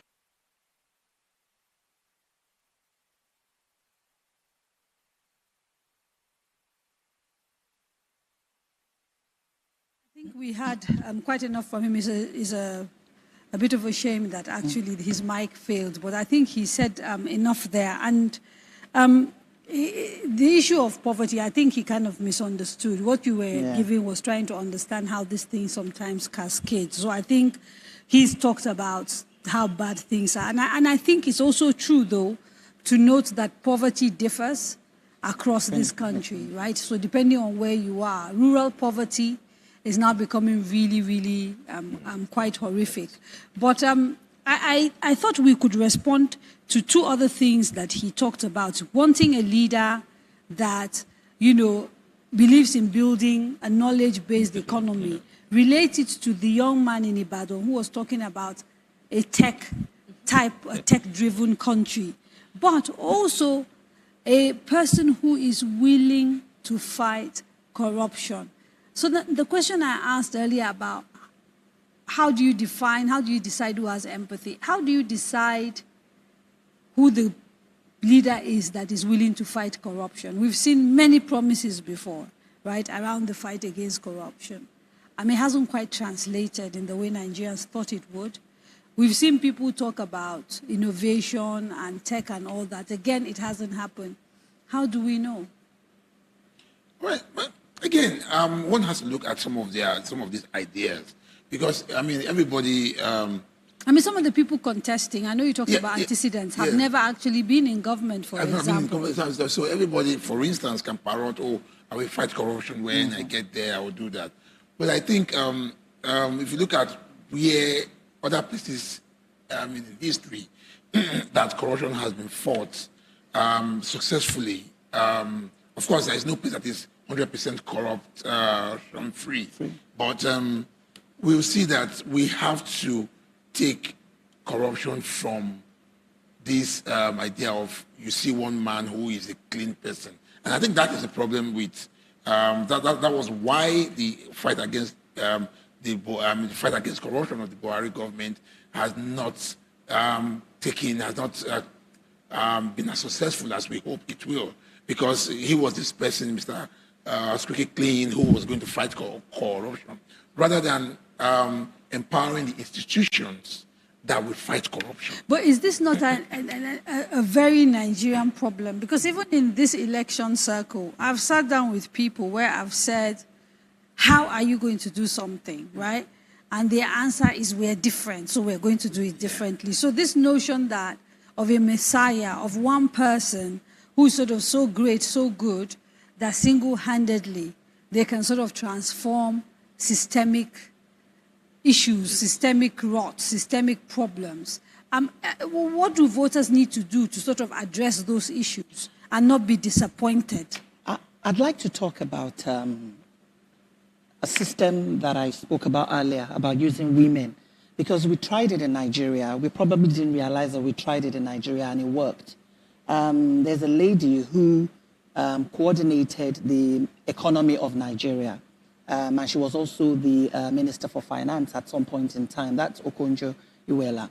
And at that time, she must have done something right, because the But economy... did she, Towa, I'm going to push you on this. Did Yeah. she do something right because she was a woman or because she was competent? Because we've also No. had other No, women who've done... Even now, we have women who are doing outrageous stuff, right? Kadria, what I don't even, we won't go there, because for every woman that goes wrong, you have millions of men that do it but wrong. that's So let why me I'm answer wondering you. whether Let me your answer you. argument is just a Okonjo gender... Iweala Yes. performed. Yes. Whoever put her there for 2 administrations, they must realize that she did something positive. Yes. She worked with Goodluck, she worked with Obasanjo. Yes. Now, The argument From- is from that there, did from- she do well because she She- was a woman or because she was competent? she was competent and she was a woman. Whoever put her there realized that it was a woman and she could deliver. Right. Others would have looked away. They would have put men there, knowing that Right, the woman that's could the point deliver. you are making. Now, the Okay, other administrations, one way or the other, if you notice from after Okonjo Iweala, we've had women.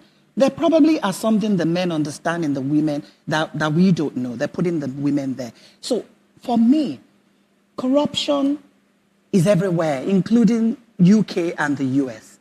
But they make sure that they deliver. They provide infrastructure. They provide services that the people want. Listen, if the economy is good, if there is uninterrupted electricity supply in Nigeria, I would not bat my eyelid about somebody stealing. I just want that electricity to work, and I'll pay for it. I'll use an example of the train that works between Lagos and Abeokuta and Ibadan, because I apply that route every day. The train system works well, but whoever put that system there has given room for corruption. You can't pay online. You cannot pay online. You have to pay with cash. Right. The train is working. It comes on time, but they have put in a system at the beginning for corruption to thrive. So for me, you just need somebody that understands the way a system will work.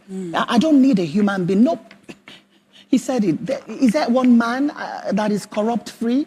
We just need somebody that understands, let me put a mechanism in place. Let the rule of law work in Nigeria. But isn't it the fact, and we have to take a break quickly after this, but isn't it the fact that sometimes the reason why these gaps exist is precisely because people want to exploit them?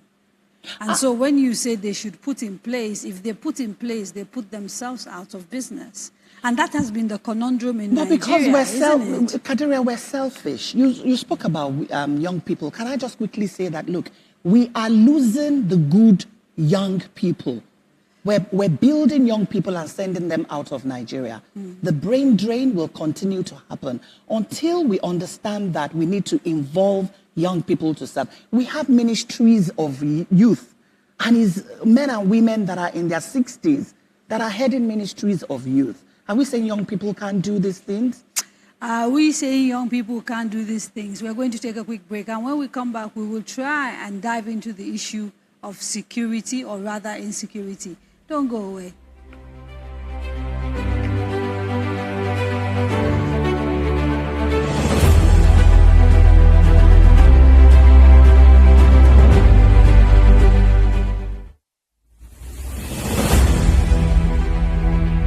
Daria Media, in association with Cabal Entertainment, presents The Candidates, a presidential town hall meeting series where the presidential candidates of the 6 leading political parties tell us about their plans for the country. Join Kadaria Ahmed as she leads us into the world of these candidates from the 17th to the 23rd of November 2022. This very important program will be streamed on FRCN, Radio Now, DSTV, NTA, Facebook, YouTube, and more. This is a town hall meeting you shouldn't miss. Tune in. Let's hear from the candidates. Choosing where to study is one of the biggest decisions you will make in life. So, it is important to get it right. At Coal City University, Enugu, Nigeria, we pride ourselves on providing students a stable academic calendar and education of international standards. Coal City University gives students incredible personal attention and support. You can enroll in our regular programs and obtain a degree exclusively awarded by Coal City University. Alternatively, you can enroll in our International Pathway programs, which will enable you earn 2 degrees in 4 years from Coal City University and Delaware State University, United States. Visit www.ccu.edu.ng. Coal City University, education for self-actualization.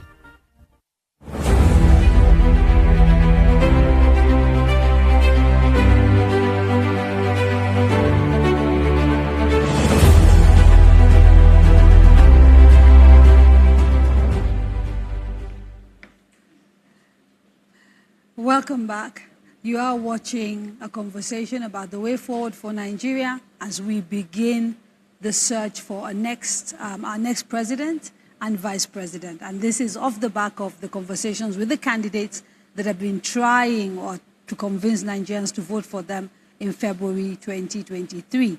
During the break, we said goodbye to Mr. Nicholas Ibikwe, who came here to share his vast experience in reporting Nigeria with sort of all the issues we've discussed. But I'm happy to say that we are now welcoming Dr. Kabiru Adamu, who is the CEO and founder of Beacon Consulting, considered a security expert, actually, in many ways. And thank you so much for taking the trouble to come all the way from Abuja to be part of this conversation. We've been sort of putting off the security conversation, waiting for you, because everybody here is an expert in a particular area. And I thought we should start with the person who's sort of totally, deeply, in the security issues or insecurity issues facing Nigeria. Even 5 years ago, security in Nigeria was better than it is today. What we seem to have is that every day things are deteriorating. Can you give us an overview of the state of insecurity or the state of security in Nigeria today? And if you like, maybe speak to us broadly about the factors and how they perhaps feed insecurity, the economic issues, et cetera, or is it one of those chicken and egg situations? Yeah. Thank you, Kadiria. You were very kind with your words. I'm honored to be here and to share my views on security. I like using data because data tells you in a very clear way where we are. Have we made progress or have we gone back? Now, at the end of the month of October, about 9,000 persons have died in Nigeria between January and the month of October. If you compare that with what happened last year, we're not making progress, unfortunately. But if you take it back to 2014, when about 13,000 persons died in that year, then we've made some progress. We're reducing. So are we going back and forth, Exactly. or what is going on? Okay. Exactly. 2014 so far has been the year with the highest number of fatalities in Nigeria. And that was singly because of the activities of one group, that is the Jamaat al-Ahl Sunnah al-Dawati wal Jihad. You remember it was that year? Known as the common name Boko Haram. Exactly. Yeah, it was that year that it acquired the infamous title of being the world's deadliest terrorist group. But then since that year, we've seen a reduction in the number of fatalities from that group. So progress is being made in certain areas. Unfortunately, from that period up until now, there have been new threat elements that have emerged. One of them is banditry. Now, speaking about 2023 and what the candidates I'm hoping to hear, currently we don't have a framework for addressing banditry. States that have the banditry challenge are responding to it in the manner that they feel they can't respond to it. But the federal government hasn't provided a framework. Now, if we remember that exclusive security remains in the exclusive list, one would have thought it would be the responsibility of the federal government to put forward a framework that would allow the state government to say, okay, within that framework, this is where we can key in. Why do frameworks matter? Because sometimes, when we're having these conversations, particularly because we're speaking to regular people, they're not sitting in security meetings and understanding what that means. So what is a framework? Why must it differ depending on what you are fighting? And how come we don't have one for specifically fighting banditries in the Northwest? Now, in this instance, you've got a group of gunmen who are domiciled in a forested area. Now, that forested area traverses roughly about 5 states. Now, it's important, if you've got a framework, those 5 states would key in their policies for fighting that challenge around what the framework seeks to achieve. So a framework is what? A plan of action that that has like an umbrella? Exactly. Okay. It allows everyone who wants to key in to say, okay, key into it, but then geared towards the same objective. In this instance, addressing banditry. You can use what the Southwest has done in the Amotekun vigilante group as an example. So that's a framework. And based on that, they came up with a came together, agreed around a particular objective, and then each state now went ahead to create a body. You don't have that in the Northwest as an example. And the challenge is that they are dealing with the same problem. You've got sometimes when the intensity of the counter F, whatever it is, I don't want to give it a name because it doesn't exist. If the intensity is high in Zamfara, they move from Zamfara and come to Katsina. If it's high in Katsina, they move from Katsina and come to Kaduna. So you've got them moving around. I'm talking of the gunmen now. But we don't have a common approach that would tie all these states to deal with that particular challenge. People, I mean, sure, they're listening. We're not security experts. And I know that because my state is very much affected. I'm from Zamfara. And I know that you did a documentary, a beautiful one actually. I did, yes. And I remember like one of the things that I was always puzzled by was why they don't sort of attack them simultaneously. Because you know they're going to run from one place of attacking to the other. And it seems like just common sense. So do we have like a fundamental problem among sort of, or with our security architecture and our security services? Or what is it exactly? Because some things seem just commonsensical to me and many others. Time would not allow us to even start discussing the challenges, but there are 3 arms of government, and each of them, unfortunately, has a responsibility to play here. Part of the challenge is that we don't have laws for some of the offenses that even exist. They're new. Not necessarily. Insurgency is not new, but I mean, we don't even have a law that is very clear for addressing insurgency. We have a terrorism act, but that we created as a result of pressure from the outside world. It doesn't really take into consideration the local requirements for a terrorism prevention act. And I say this with all sense of responsibility. The terrorism threat is local. It starts from the grassroots. If you have the framing of the law that sees it from a foreign perspective, in other words, it's ideological, it does not recognize the root causes that lead to terrorism. And unfortunately, even the counter-terrorism campaign, it will be done in a manner that you and I cannot relate to. I would like a situation, and that's what I'm hoping to hear from the candidates, where the market woman can key into our counter-terrorism campaign. I'll be very surprised if any of us here is aware of some of the contents of the Terrorism Prevention Act, and most of us here are very educated. So what of the woman in the market? What of the student in school? Recently, the security forces listed a number of persons that they have classified as terrorist bandits or whatever. How many of us, for instance, have taken the time to look at those images and say, okay, I've seen Turji as an example. I know him. I've seen him on certain publications, and then this is the phone number I can call if I have any information regarding him. Not many of us can relate to that. So we do have a counter-terrorism strategy that Nigerians cannot even relate to because it's framed from, frankly, a foreign perspective. I would like that to be changed to a situation where each of us as Nigerians can relate to that counter-terrorism strategy and then support its implementation. We're not there yet, unfortunately. Okay, and we will talk a little bit more about this, but Enugu is on the line. Hello, Enugu. Good. From Coal City University, Enugu, Nigeria. I am a former Ajumobi.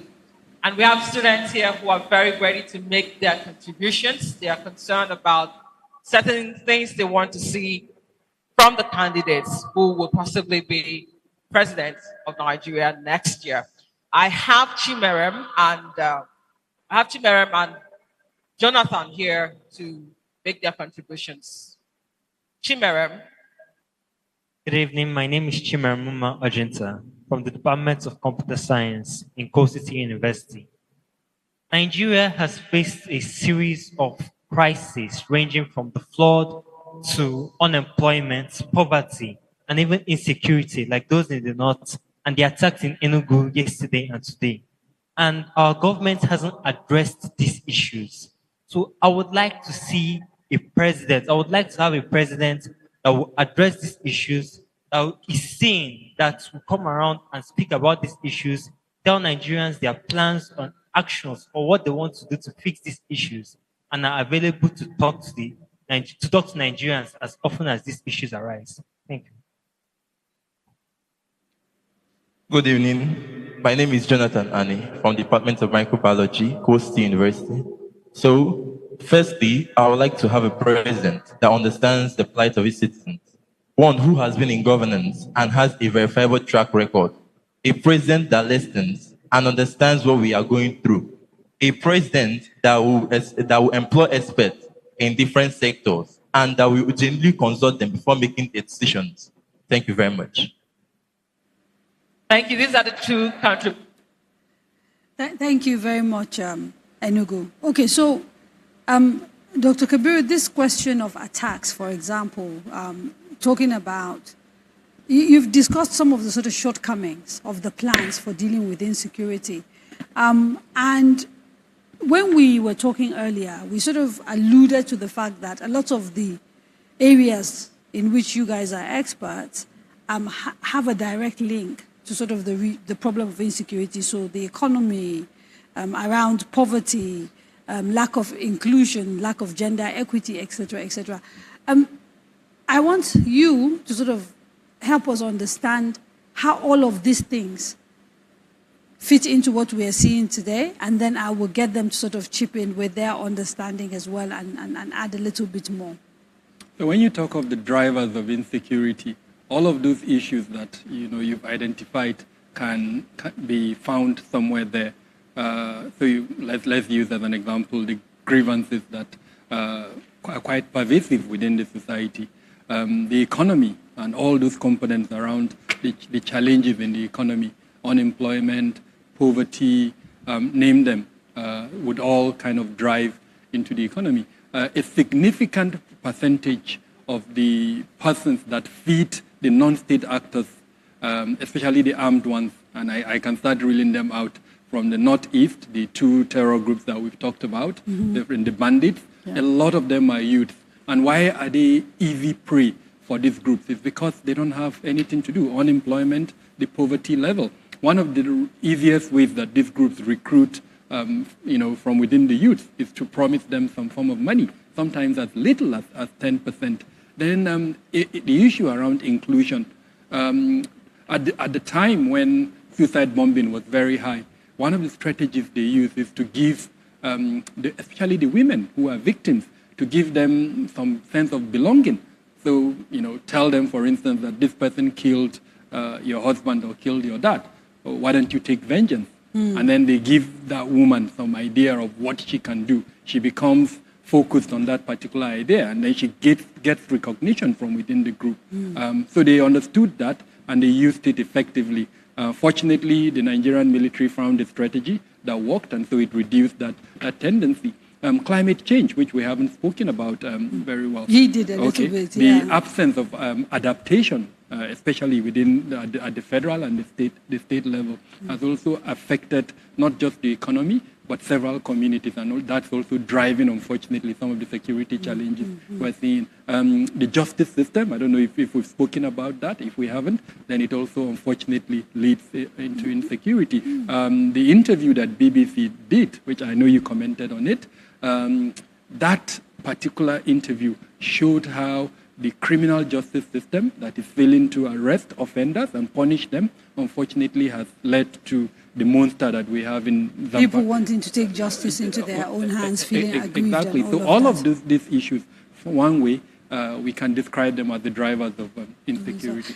And I mean, talking about the economy and what impact has insecurity had on the growth of the Nigerian economy? Well, it has really stifled it, and an example would be in agriculture. Agriculture is the largest contributor to GDP in Nigeria, but the farmer herders clashes have been, a significant hindrance for Nigerian farmers. So you have farmers in the Middle Belt who, in states like Benue State, who completely abandoned their farms because they actually had to risk their lives if they wanted to farm. So the impact of that, if you're not able to farm, you're not able to sell at the end of the season, you lose money, you literally, slide back into poverty if you were before. So that's one impact. Another thing is even like the migration, right? So people have had to migrate from a lot of communities, and because of that, they've lost their lives, their means of livelihoods. They've lost a lot of opportunities, and just some people literally have to leave their homes, leave what they were doing. If they were market women, they no longer are market women. They probably live in IDP camps now. So that's another impact. Another thing, when we're mentioning education, I wanted to chip in was, today, security is one of the hindrances, is one of the causes for out-of-school children in Nigeria. As of July 2021, over 700 children had been kidnapped from school. So the fact that children can no longer go to school, like the fact that there's that real threat that if your child leaves home to go to school, they may not come back. Parents are just not willing to take that chance, especially considering how, what the response of getting children back has been. There's no guarantee that your children would actually come back if they're kidnapped. So those are like the major issues that it has had. People have had to just like live their lives and just like adapt now to the current security situation. In the communities, Abdullahi, that you spent time in when you were doing the Face of Poverty report, how much impact did insecurity have in terms of influencing people's ability to earn a living in specific terms? Because the reason I keep coming back to you is that some of us are a little bit detached. We sort of read about these things. We hear about it academically, intellectually, we know it's going on. But you've sort of eyeballed these people. Yes. And what did you see? What did you find? What are you hearing? Yes, what did you hear? We found out a very important link, which is often not discussed, and it is very important. What we did during the research is we did a causal chain analysis of most especially why do we have this security problem. And all those factors that is in the public domain is there, it's clear. People know why we have high level of insecurity. But one reason, one push factor that has been ignored is the issue of land grabbing. Land that was used as farm has been taken over by politicians, has been taken over by government officials, have been bought over by rich businessmen. Land that was used for grazing is no longer a grazing reserve. It's now somebody's farm. And those who used to graze now don't have the cattle to graze. Those who farm now don't have the farm to go to. So the number of people within the cycle of poverty has increased due largely to people taking their land. You talked, Dr. Kabir, earlier about the issue of justice or lack of it as being a sort of main driver. Are these the sort of things that you were talking about when, is this what you're finding out in the course of your work on insecurity as the drivers?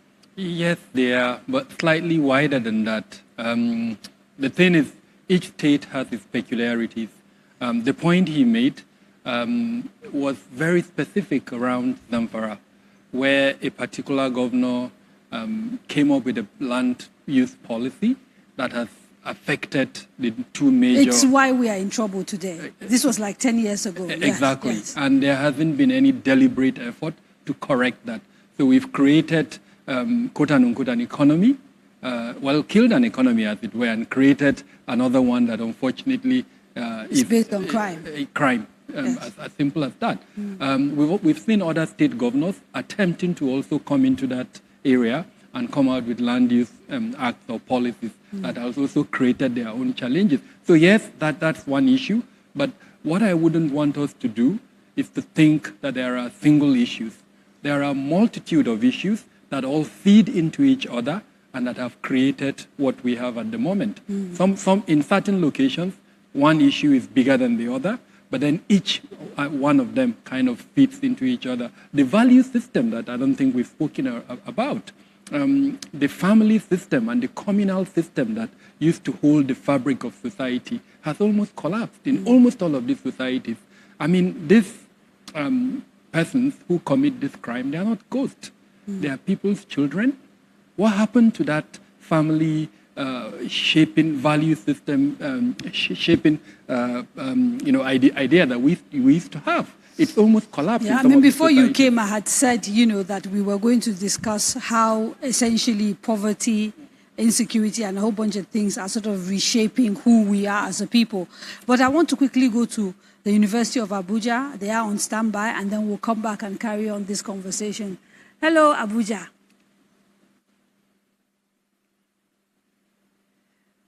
Us here at the University of Abuja. The students here have been following the conversation, and they have lots of comments regarding what they expect from the next president of Nigeria come 2023. But since security is on the burner right now, we'll take a question on security directed to Mr. Kabir there. Then we'll take 2 comments on what they expect to see from the president. So Malik has the question for us on security. I'm Yunus Abdul Malik Yusuf from University of Abuja. So, my question is concerning the insecurity in Nigeria. We know for a fact that there are security intelligence agencies and gathering operatives.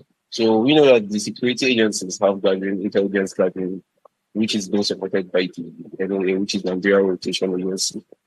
So, we are thinking that the government should help in implementing this intelligence gathering, so as to make orientation to us, the citizens, on how to deal with insecurities in the country against our enemies.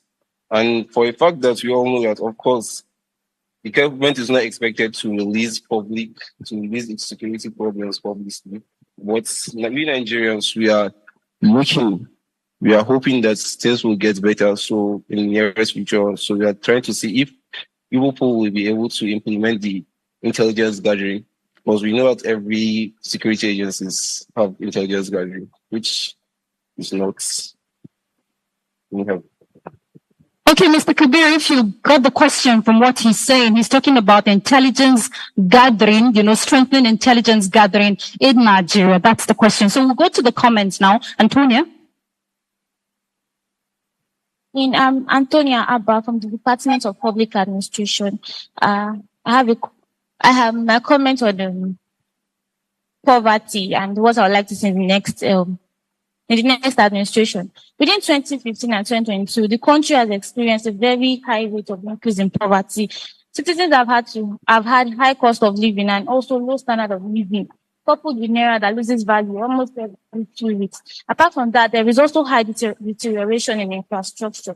An administration that has not been able to give us our basic need of food, shelter, and security is what we've had in the past 8 years. I would like the next administration to rejuvenate and provide infrastructure and social amenities, focus on all activities that would increase the value of the naira, like agriculture, tourism, building of industries, increase in technology, anything that would increase the per capita income of citizens would definitely increase from it. And I also want the next administration to reduce the dependency on crude oil. Instead, they should focus on building factories so that our crude oil can be mined in our country, and we won't be dependent on other countries of finished products of crude oil. I would also be able to benefit from our own production of crude oil. Thank you. Thank you, Antonio. One last comment before we get it. Mansour? Good evening. My name is Mansour Abdullahi from Department of Microbiology. My comment is on the security. What I would like to see from the next government on security is just what do we do to I don't know the English I should use, but what they can do, how they can equip the security agencies that have been maybe one way or the other not qualified to continue their courses. Like what I'm saying is like in the NDA, some of all these, some of the people that actually went for the trainings don't later become soldiers and something like that. So if they are being disqualified, the government should at least provide something like a polytechnic or another kind of association or stuff that they can do because of the training that they have inside of them. They will come out and their mentality is changed. So they will want to come and do something with what they have inside of them. So if the next government that will come to power can provide an opportunity or something separate or another agency, or they can put them into separate agencies that they can join, and then the skills they have, they can put it to work, that would reduce the rate of the insecurity in Nigeria. Because when some of these people come out, they intend to want to use what they've learned. And then if they don't see the right way to use it, they use it the wrong way. Thank you very much. Thank you very much, Abuja. I think the point has been made. Okay. Dr. Kabiru, a lot of questions around security and insecurity, and a few more actually even before you came here. So essentially, you seem to know what the problem is. You seem to understand its complexity. Alongside you, I'm sure there are a few other experts in this country. Where do we falter? Why are we not able to take this knowledge and translate it into a real solution for the problems of insecurity? Whether it is a military solution or, like some of the young people were suggesting, intelligence-led. I mean, you would have thought there's a room to do all of it. Why are we not doing it? And how much of that failure is also due to the fact that some of these things are outside our control? Because you hear people say there are influences from terrorist groups abroad. There's the issue of arms trafficking and a whole bunch of other things. I'm sorry to say that those are excuses. I'm going to restrict my response to two areas. One of them is implementation. So we've got these beautiful policies, name it, we've got a policy on it. If we use counterterrorism, we took our policy to the UNGA General Assembly and told the world that we've come up with a new approach to countering terrorism. What at that time, in fact, that was Ngozi Okonjo-Iweala, the current DG of the World Trade Organization. She took that document to the General Assembly, exposed it to the world. It was well received, and we received enormous funding for that project. But where are we in its implementation? Frankly, nowhere. I can name several government policies that have been... But why? Because, and I ask this why, because don't forget, this is a conversation that we're trying to do in relation to those who now want to rule us, and we're wanting to sort of expand the knowledge of people so that they, in asking these questions, hopefully they can arrive at the people who can do it better. I talked about implementation. Now, how do you enhance implementation? Number one, every time we come out with a policy, let's have an implementation plan. Most times we don't have. And when we develop that implementation plan, let's have key performance indicators. That brings me to the next point, our monitoring and evaluation within the security sector. It's almost zero. Practitioners will tell you it exists, but it's not effective.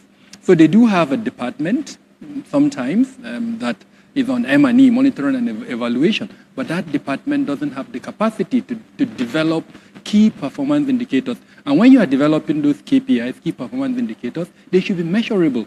So there should be a correlation between the action that you have designed for the implementation of that policy with the output.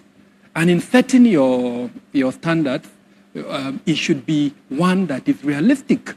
Oil theft. You have government departments that have the mandate for preventing or stopping oil mandate. If you'll be surprised that perhaps in their performance appraisal for last year, some of them scored themselves 130%. And not only that, they would defend it in front of you. What happened? They set themselves a standard that was not realistic. So the M&E mechanism within the security sector needs to be looked at. And I'm happy that you are working with a development partner. Yeah. I've spoken extensively that those development partners that want to support the security sector. That is a low-hanging fruit that they can actually achieve. Support, especially the civilian component within that security sector, to develop the capacity for monitoring and evaluation, so that when we set those standards, we'll be able to achieve them. The other component, I've talked about implementation, is accountability. Our security sector, perhaps because of the military legacy, suffers from lack of accountability. How should a new president ensure accountability in the military architecture and the military setup without jeopardizing his own security? Because people tend to be scared of soldiers and all of that. Unfortunately, that's the legacy of our military past. But, I mean, this is how many years into the Fourth Republic. We need to be breaking from that yoke where we're a little bit uncomfortable to take certain actions. Our democracy provides three arms, and it should be the work of the judiciary. So how? Let's strengthen the capacity of the judiciary for oversight on the executive arm of government. Currently, that capacity is a little bit weak.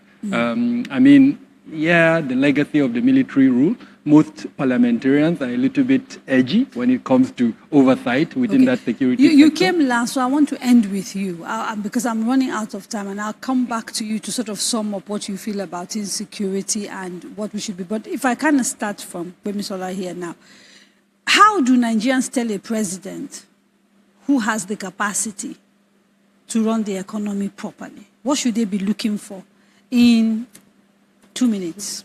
Okay, I think the first thing would be looking for someone who fully understands the problems that Nigeria is going through, especially from the policy side, right?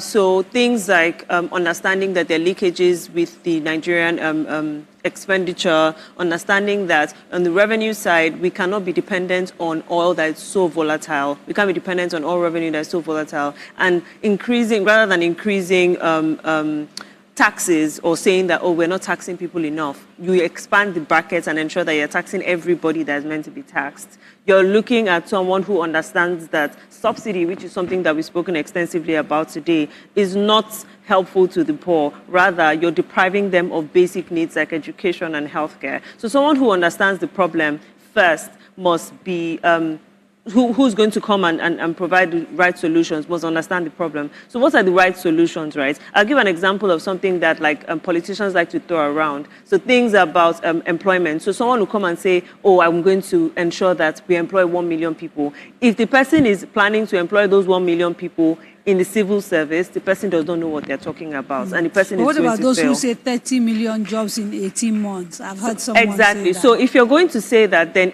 you're looking for someone who would say, okay, we're going to attract 1,000 companies that can employ 100,000 people each. And those are the people that will provide the jobs. So that's how they think about the solution, is what we should be thinking about, not just people throwing around words that excite Nigerians. What should we be looking for in a president that we hope will come and drastically reduce poverty? Yeah, in the president we expect should be somebody who will move us from the resource-driven economy to knowledge-driven economy. Even for the larger employer of labor, that is agriculture, if we move to a knowledge-driven agriculture, I think we will have a considerable reduction in terms of number of unemployed people, the number of agro-business sector that will expand, and a more reliable power supply that will fuel this knowledge-driven Somebody who's talking economy. about energy transition, energy mixes, and all of that. They are synergistic in their relationship. Yeah. They have a relationship. When you have knowledge and then you don't have power, then you're not going to realize what you want to achieve. Okay. But when you have that factors coming into play all together, I think we will move from where we are now. So an inclusive president will do what? I think out of the 3-4 major players, we need somebody who will surround himself with experts. You don't have to know it all. Somebody who will surround himself with experts across all the areas we have spoken about. Somebody who will also understand inclusion. somebody who will listen. We spoke about insecurity. I just quickly want to speak about the women in Oyo State. If you remember the women with the bean traders that were massacred in Borno State, that you're looking for somebody who understands insecurity, who would be firm, who will be inclusive, the firm, and surround himself with experts. Dr. Kabiru, last but not the least, our president who will solve insecurity, what qualities is he likely to have? I mean, carrying on from where Madam mentioned, that firmness is absolutely important. In the area of security, you are protecting life, just like Section 14, subsection 2 of the Constitution says. That should be paramount. Whatever action the president is going to take should be an action that protects life and property for the law-abiding Nigeria. That means anyone who breaks the law, there shouldn't be sympathy for that person. And that brings us to the point around accountability that I mentioned earlier on. So there are 3 arms of government, and each of them have a role to play in security. I'm hoping to hear. Unfortunately, I have picked the manifesto of most of the parties, and they are a little bit shallow. I need to see depth in what the candidates and the parties are putting forward to Nigerians. So as an example, when you say you're going to recruit this number of persons within the security sector, is that the challenge at the moment? We've spoken about... how do we ensure that voters, though, are sort of that discerning, the way you as experts are discerning? I think you're doing an amazing job. The number of debates I have seen are quite interesting. And what they are doing is they are showing Nigerians where the gaps are. But I think we need to take it a little bit forward by analyzing the outcome of those debates and making Nigerians aware that these are some of the gaps. And this kind of discussions would help in that regard. Otherwise, believe me, what's going to happen is they're going to pull a wool.